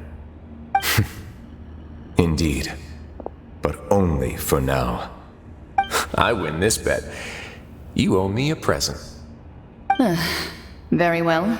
It was indeed just as you said. You made a bet? We made a bet on the size of your entourage. Cloran thought you wouldn't come down by yourself. I figured you would have at least brought a few people along for appearance's sake. It appears I underestimated just how confidential the mission was. Shouldn't you have gotten used to confidential missions by now? That's just how the courts operate. So what gift must the loser give? Tea? He already has tons of tea in his office. I'm thinking about a set of legal codices. That wouldn't happen to be a dig at my lack of legal awareness, would it? Well, I'm sure His Grace doesn't consider the fortress to be outside the law. I was under the impression the residents of a place like this would be uninterested in the legal codices. That was obviously a joke. Anyway, you've still got some unfinished business to attend to in the overworld, correct? No need to stay here if you have a pressing matter. We all know you can't leave Palais Mermonia for long. Thank you. I hope everything went smoothly with the Fatui Harbinger.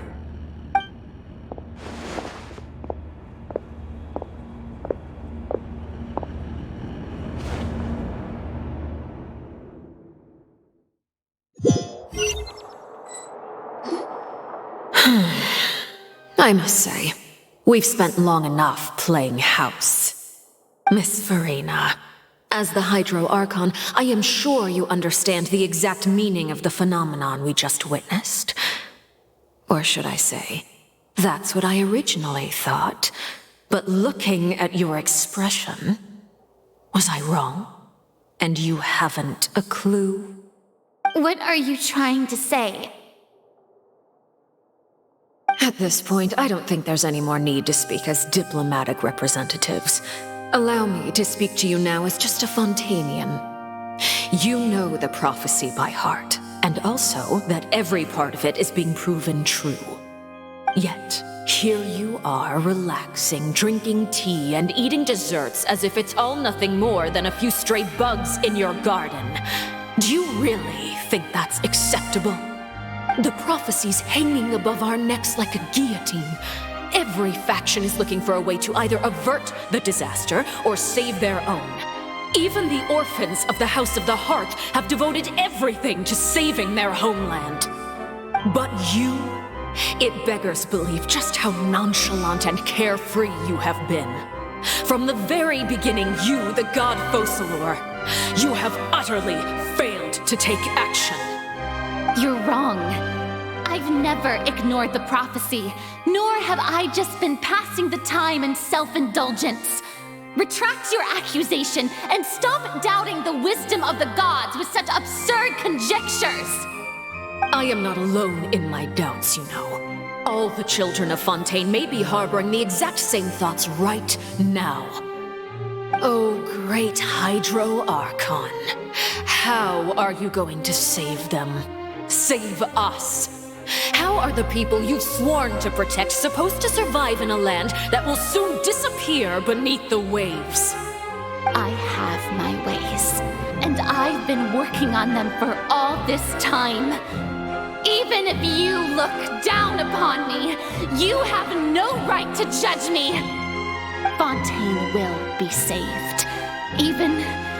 Even if I still cannot see the true future right now, as long as I continue on as I am, I will be able to hold my head up high.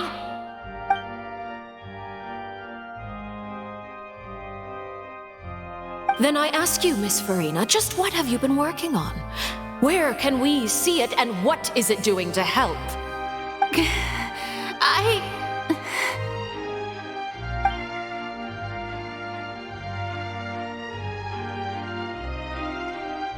My machinations are just like the prophecy itself. They will only reveal themselves at the fated time. It is just that beings like yourselves are unable to perceive them as of yet. I see. As a god, the proof of your labor always lies beyond prying mortal eyes. allow me to be so bold as to ask another way. Would it be possible for you to tell us the parts of your plan that are not confidential? Such as your emergency response plan for the impending disaster? An emergency response plan? Oh, that look in your eyes. Have you not even prepared one of those? The emergency response plan is also strictly confidential. Then allow me to jog your memory. Miss Farina, what is the purpose of your Oratrice Mécanique d'Analyse Cardinal? And what do you plan to do with the massive amounts of indemnitium that has accumulated over the years? The Oratrice? It's just like it appears to be. So you also have no idea. If I'm not mistaken, someone's using it to prepare for something. But unfortunately, it would seem that someone is not you, Miss Farina. I first caught wind of this when Linny tried to investigate the Oratrice in the Opera House. You see, even just getting close to the core contaminated him with an extremely large amount of indemnitium. But even if that had nothing to do with you, then what could you possibly be working on, oh great Hydro Archon? Oh, right. I almost forgot. Udex Nouvillette is not at the tea party with us today. Miss Farina, I suppose you must have ordered him away to take care of some troublesome business. Yes, that's exactly right. Please keep it a secret for me. Of course I will. Although, I must say, Miss Farina, you seem quite insecure without the Udex by your side. Oh, very well. Let's stop that conversation here. There are still a few slices of cake left, so please, help yourselves, everyone.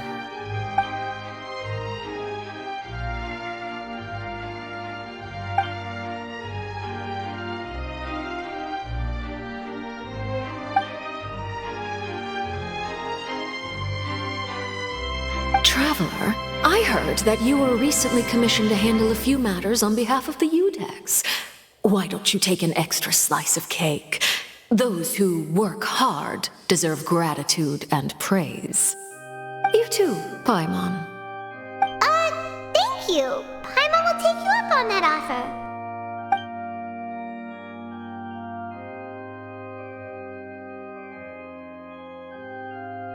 Oh, Paimon's super full. That cake was great. If it's on my tea table, it must be of the highest quality. Yes, and we must thank the knave for bringing these over as well. You're welcome. I'm sure the cake also felt greatly honored to be featured at Miss Farina's table, and I was merely catering to Miss Farina's tastes, seeking a chance to chat over tea. It is getting late. Why don't we call it a day? There are still a few matters that I need to take care of, so I must take my leave now. Very well. We'll end it here. Mind seeing me off, Traveler? We could use the opportunity to discuss Child before I must be on my way. Paimon's coming too!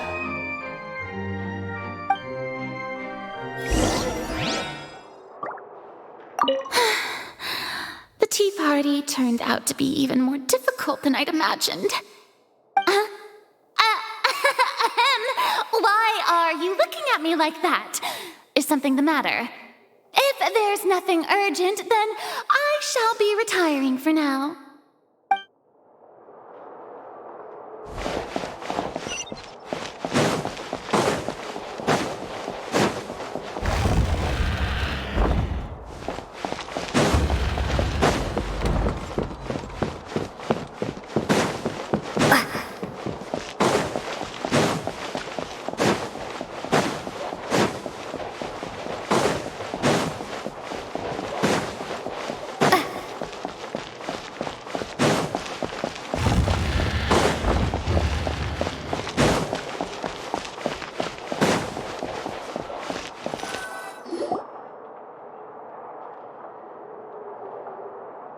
I'm glad that you were willing to come with me. Of course, child was just an excuse. I have no interest in your dealings with him. That's what Paimon thought.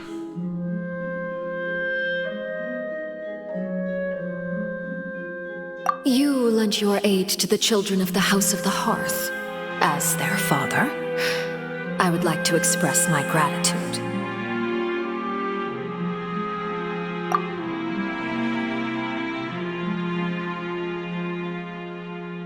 That was all. Formal topics should be discussed in formal settings, and informal topics in informal settings. I know you just returned from the fortress of Meripede. Relax. I have no intention of trying to get anything out of you. Linny, Lynette, and Fremine are still there, and I trust their judgment and abilities. They've all been working very hard and have always done all they can to fight back against anyone who tried to stop them, especially Linny. You mean Wriothesley.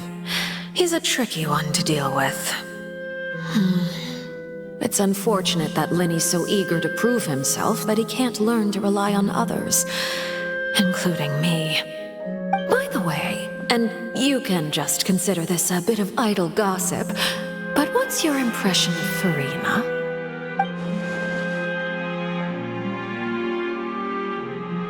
You are outside of our disputes, and the freest person in all of Fontaine, able to move around most easily. Allow me to share my perspective with you. And that's everything that happened during the trial. Master Child was declared guilty and immediately transported to the Fortress of Meripede. Didn't he say he was coming here on vacation? Does he not feel an ounce of shame for all the trouble he has caused?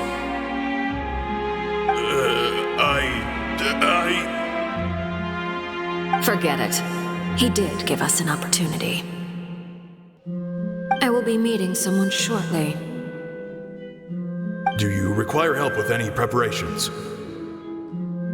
No need. I will take care of it myself. I need to meet with Furina, the Hydro Archon.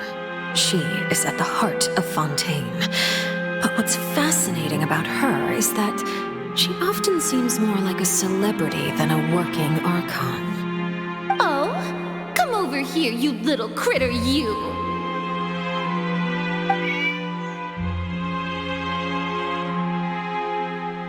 You dare to run from me? Stop right this instant!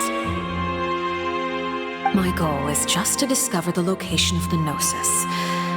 But I didn't expect the chance to approach Furina to be handed to me on a silver platter. This is so easy, it's actually making me a bit suspicious. Anything left unguarded is usually just bait. But no one will blame someone for taking the bait. After all, from the moment it was attached to the hook, the bait is meant to be sacrificed. It's just as I guessed in the second before I struck. The Hydrognosis is not currently held by the Archon. In fact, this Archon doesn't seem like a god at all. And I sense that she's under some kind of curse. Who are you? And what are you trying to do? Please don't kill me! I'm begging you, please! The fear in her pupils is genuine, so perhaps she's not bait after all. Either way, targeting her has lost all meaning. I left the scene with ease. Nobody came looking for me, and nobody could serve as a witness to my near assassination of Focalor. I suspect even Furina dares not mention this incident to anyone. Not long after, my informants confirmed what I had guessed. After returning to her quarters, Furina quietly cried alone. She was so scared that she could not sleep that night, nor could she even bring herself to eat her cake. There's no doubt that there's something wrong with her. I began to entertain the possibility that she is not the true Hydro Archon. Perhaps Eudex Neuvillette is actually the genuine article. I have to find the Gnosis. If the Neuvillette hypothesis is correct, he is probably in possession of it. Alternatively, It might have been hidden in a place that's hard for ordinary people to access. Yes, Father. My dear children, please speak. News from the fortress of Meripede. Master Child has gone missing. On top of that, the contacts and guards we bribed at the fortress have all gone quiet as well. Probably the handiwork of that Ridesley. I'm afraid so. This is a good opportunity. The value of a harbinger is much higher than most would imagine. We now have an excuse to exert diplomatic pressure on the Fontaine authorities. Set up a meeting for me. I would like to meet the Hydro Archon and Udex Neuvillette. Oh, and I have an additional mission for you three. Yes, Father. Tartaglia's disappearance was not a part of my plan, but I can use it to make a breakthrough. With this as my excuse, I can ask for an official audience and continue my investigation of Farina and Udex Neuvillette. The initiative belongs to the House of the Hearth. My wish to investigate the fortress of Meripede will be a front. Linny and his group will be responsible for the actual intelligence gathering.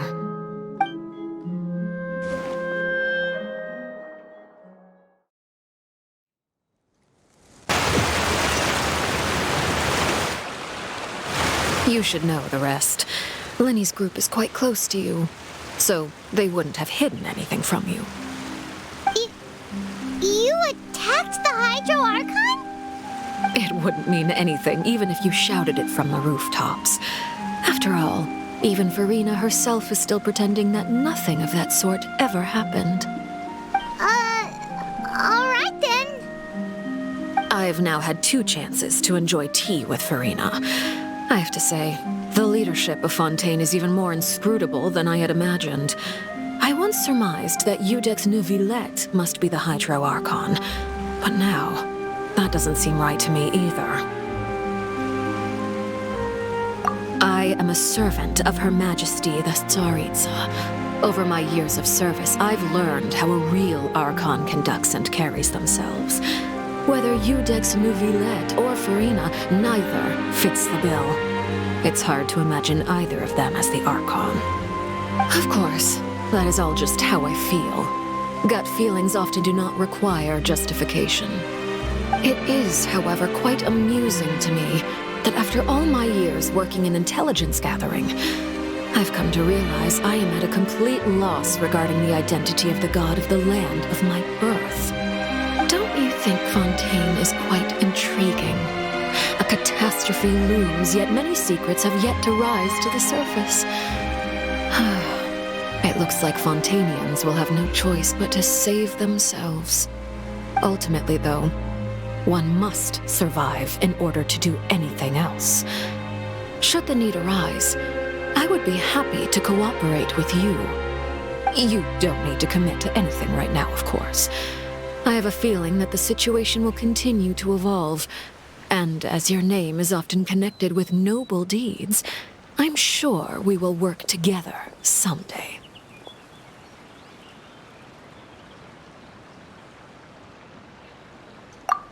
He certainly returned quickly. You must want to catch up with each other, so I'll leave you to him.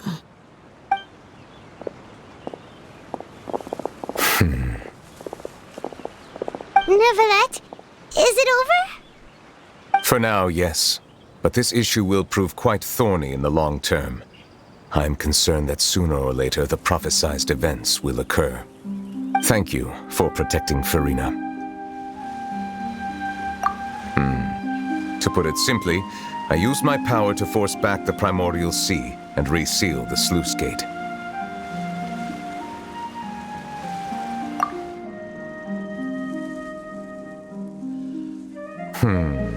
So as expected, the knave has turned up the pressure on Farina.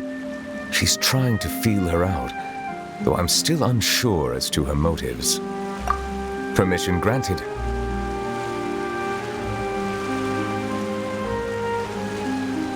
Whoa. It can't be that you're the real Hydro Archon, right? But that's speculation on our part, though. You can't tell us? Then that's okay. We can talk about something else. We won't try to force you. You guys in Fontaine are super strange.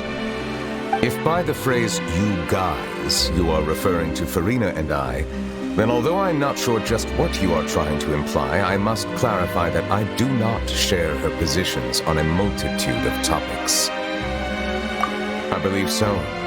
The fortress has a long and complex history. It has seen much grief and suffering. And now, another catastrophe will soon be upon us. I mourn this turn of events. Huh? Why is it raining all of a sudden?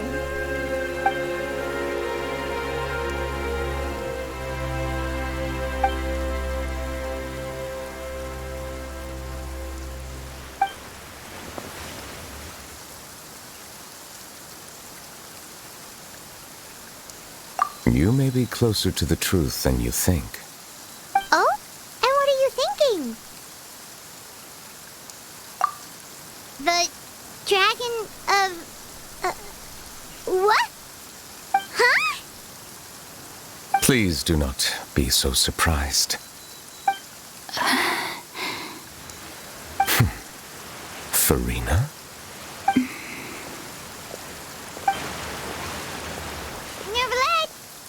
Neverlet, are you listening? My apologies. We were just guessing randomly. We didn't guess right, did we? You're not actually the dragon sovereign of water, right? Well, if you don't want to confirm or deny... You guessed correctly. I sincerely hope you'll be able to keep this a secret for me. Right, of course. We'll definitely help you keep it a secret. There's still something Paimon wants to ask you, though. Please, go ahead. Well, if you are the dragon sovereign of water, and you were able to force back the primordial sea from the fortress, then since Fontaine's prophecy is all about seawater, couldn't you just use your power to solve the crisis? None of the currently living dragon sovereigns in the world, myself included, possess our full dragonhood. They say that when the first usurper arrived on Tivat, they seized a part of the dragon's power. Today, that stolen power is the basis of the Archon's authorities. There are 7 elemental Archons and 7 matching dragon sovereigns. The dragon sovereign of water who lived through that era perished a long time ago. As their successor, I know far less of that part of our ancient history. In any case, I believe I will not be able to do much unless the Archon disappears and returns their elemental authority to me. Given the status quo, however, I would recommend finding another way to deal with the prophecy. Oh, so even you can't solve it. I still have some urgent matters to attend to at my office. If you have any more questions regarding ancient history, you are welcome to discuss them with me at a later time. Please go right ahead. There's a place that Paimon wants to go too. Traveler, why don't we pay another visit to the Fortress of Meripede? Paimon is a little worried.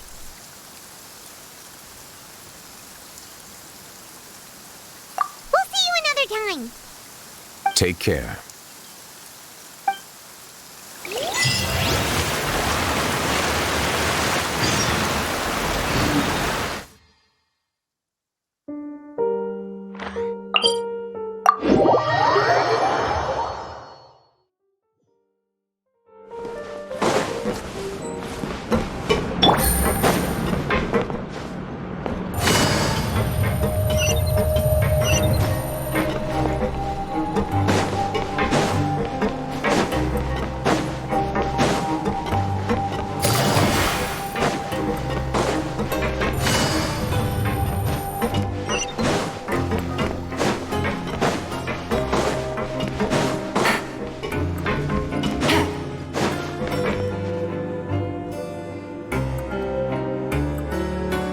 Now guess, what suit will this next card be?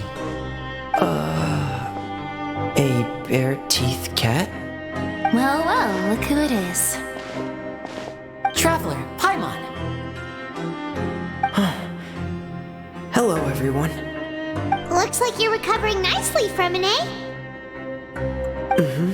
Thanks to everyone's support. Oh, right.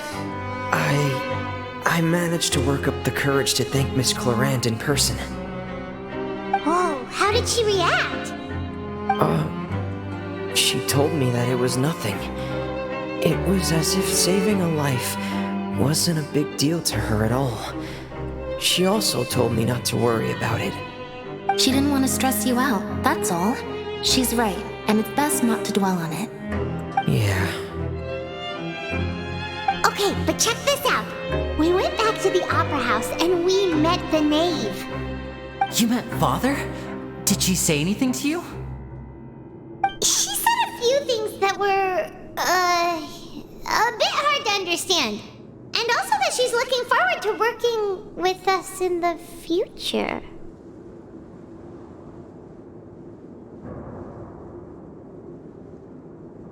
Her attitude towards you is even better than what we'd imagined. That's fantastic. You should believe her. She has her own way of doing things, and she'll do everything in her power to help those she considers close, which now might also include you. Father is very capable, and also trustworthy. Oh, Paimon just remembered that she thought Lenny was a bit too proud as well. She said that you should learn how to rely on others sometimes. Got it. That does sound like something that Father would say. Hey! Are you going to stay here for the next few days? Looks like it, yeah. Excellent. I will host a tea party. For real? Then Paimon wants another serving of cake. Another implies that you were already served some delicious cake while you were up there. How lovely. Well, next time, you're going to have tea and snacks with us.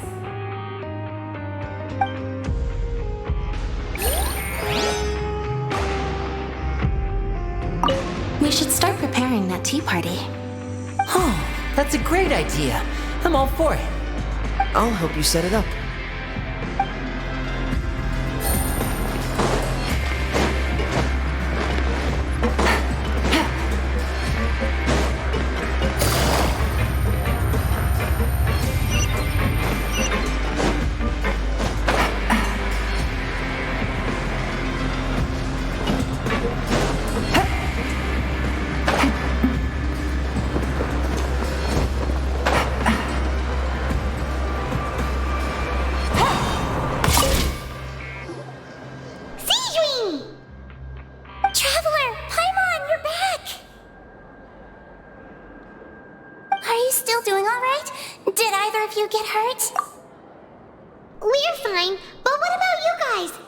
Such a huge mess. How bad was it? A few people sustained superficial injuries, but that's about the extent of the damage. Monsieur Nervoulet paid us a visit. It was all thanks to him that we managed to suppress the crisis for the time being. Oh, of course, we must also thank you for the help you provided. How did Nervoulet know that he was needed here? Well, Monsieur Nervoulet has strong resonance with the hydro element. When the water level rises, he can feel the waves produced. I ran into the bombshell bros while bandaging the injuries of the wounded. They were mumbling the whole time about how you just ran down without a word. I'm so relieved to see that you're both all right. If you're not too pressed for time, please stay with us a few more days. Just let me know if you get a craving for any particular dish, so I can have Mr. Wolsey get your meals prepared. Oh, and please feel free to visit the infirmary for a break at any time. I'd like to take the opportunity to spend some more time observing your facial muscles as well. Your happy smiles are quite contagious, you know. They're so memorable, and I've missed them immensely while you were gone.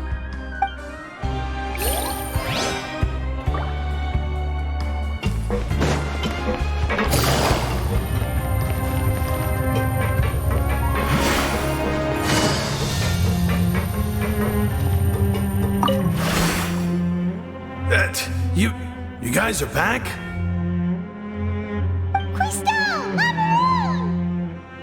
You guys didn't get caught and thrown back down here, right? Huh? No, not at all. And here I thought you'd managed to escape from jail during all the commotion. I'd held you up as legendary jailbreakers, but now you're telling me you just never left? We're sorry, but we just had some business to take care of. All right. There's no need to get caught up in the details. We're just relieved to see you. He was super worried about you, you know. Hey, it wasn't just me. Weren't you super worried as well? Something like that, yeah. I was also transferred to work in the kitchen a few days ago. I can still hear Quisto mumbling to the carrots. Are those two all right? Do you think they made it out alive? Whenever he'd say that, I'd tell him I'm sure they're fine. Wherever they are, they're kicking back with drinks in hand, enjoying the lovely scenery. Hey, there's nothing wrong with worrying about your prison pals, is there? I mean, considering how they always love listening to all my gossip. These two. They sure are a lot warmer and friendlier than when Paimon first met them.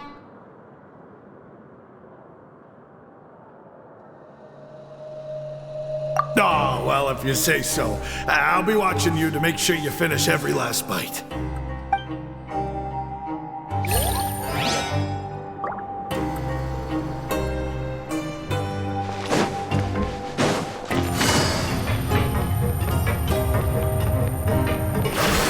Take it easy.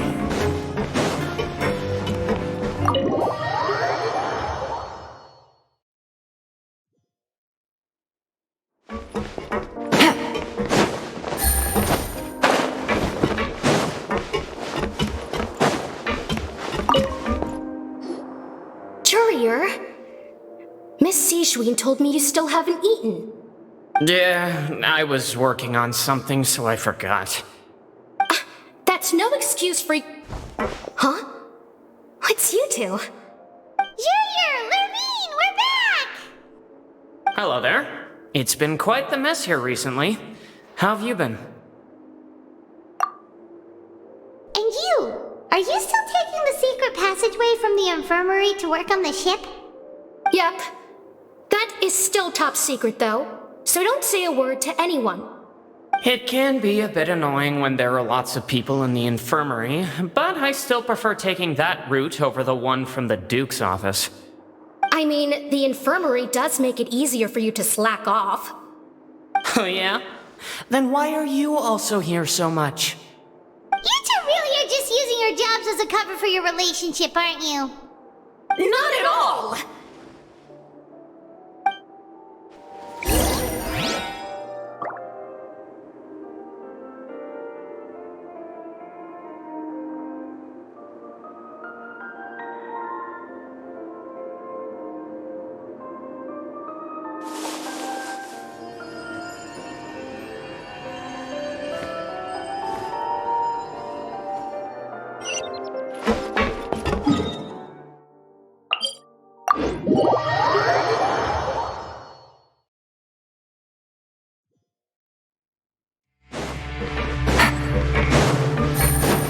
Take it easy.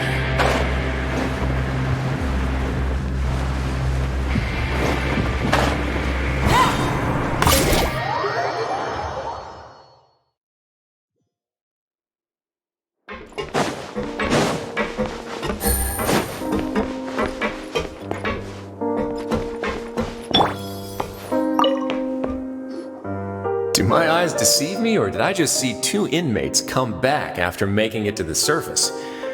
Some strange winds blowing of late. We wanted to see how the fortress is doing. Is everything still alright? We're fine, for the most part. Neuvillette came down and took care of the worst of it. If that's the case, why don't you just ask him to stay here? Oh, yeah, what a brilliant plan. Let's go convince the Udex himself to exchange the courts of Fontaine for a puddle of water in the middle of nowhere.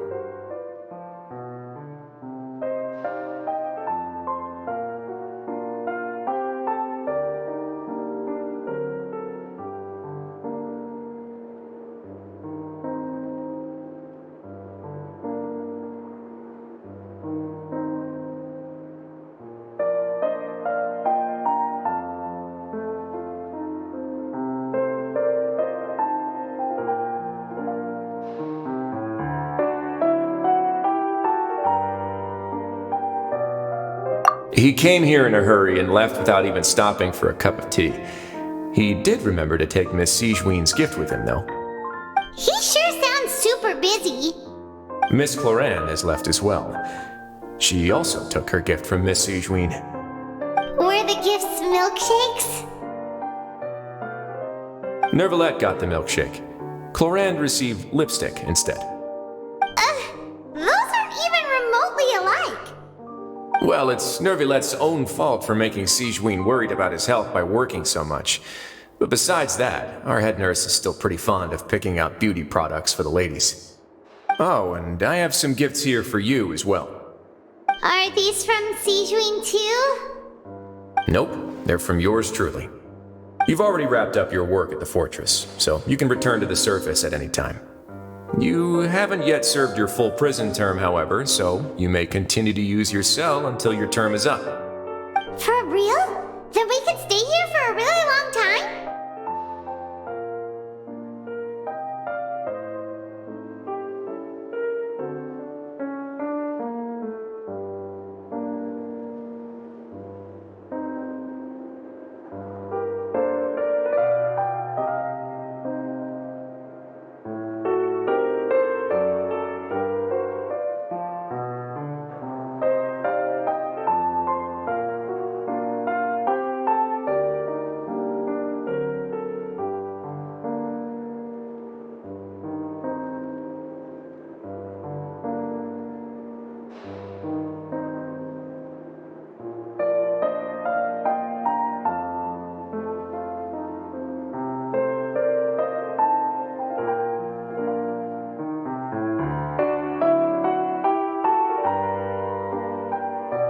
You may access the cafeteria for free.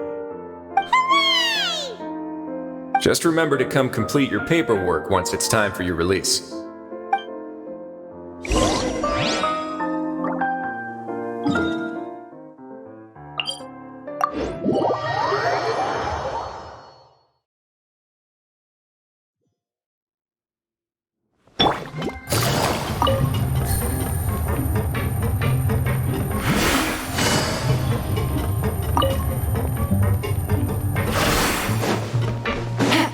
Take it easy.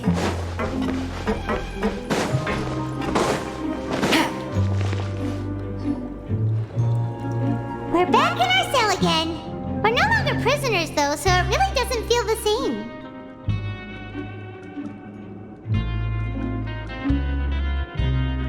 Sure feels that way. But the truth is, we never did anything bad to begin with, so I'm not sure why we put so much pressure on ourselves.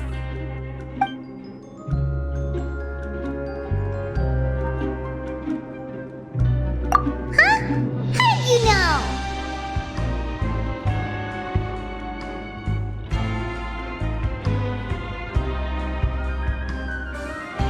Hey, that's not true! All right. Okay, Paimon just wanted to say that we really are an amazing duo after all. It's like we've now gone to so many places together and become friends with so many people. We've never stopped traveling or stopped meeting new friends. There are so many bad things in the world, and we're just two people, but we've still been solving problems no matter where we go. Isn't that pretty cool?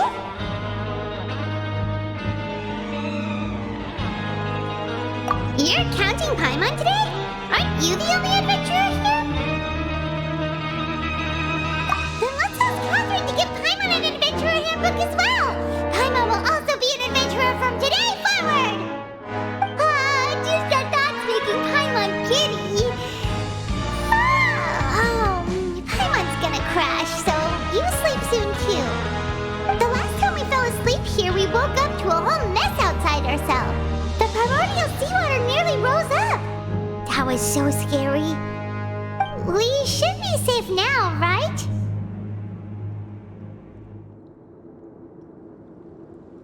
All right then. Good night to you, traveler.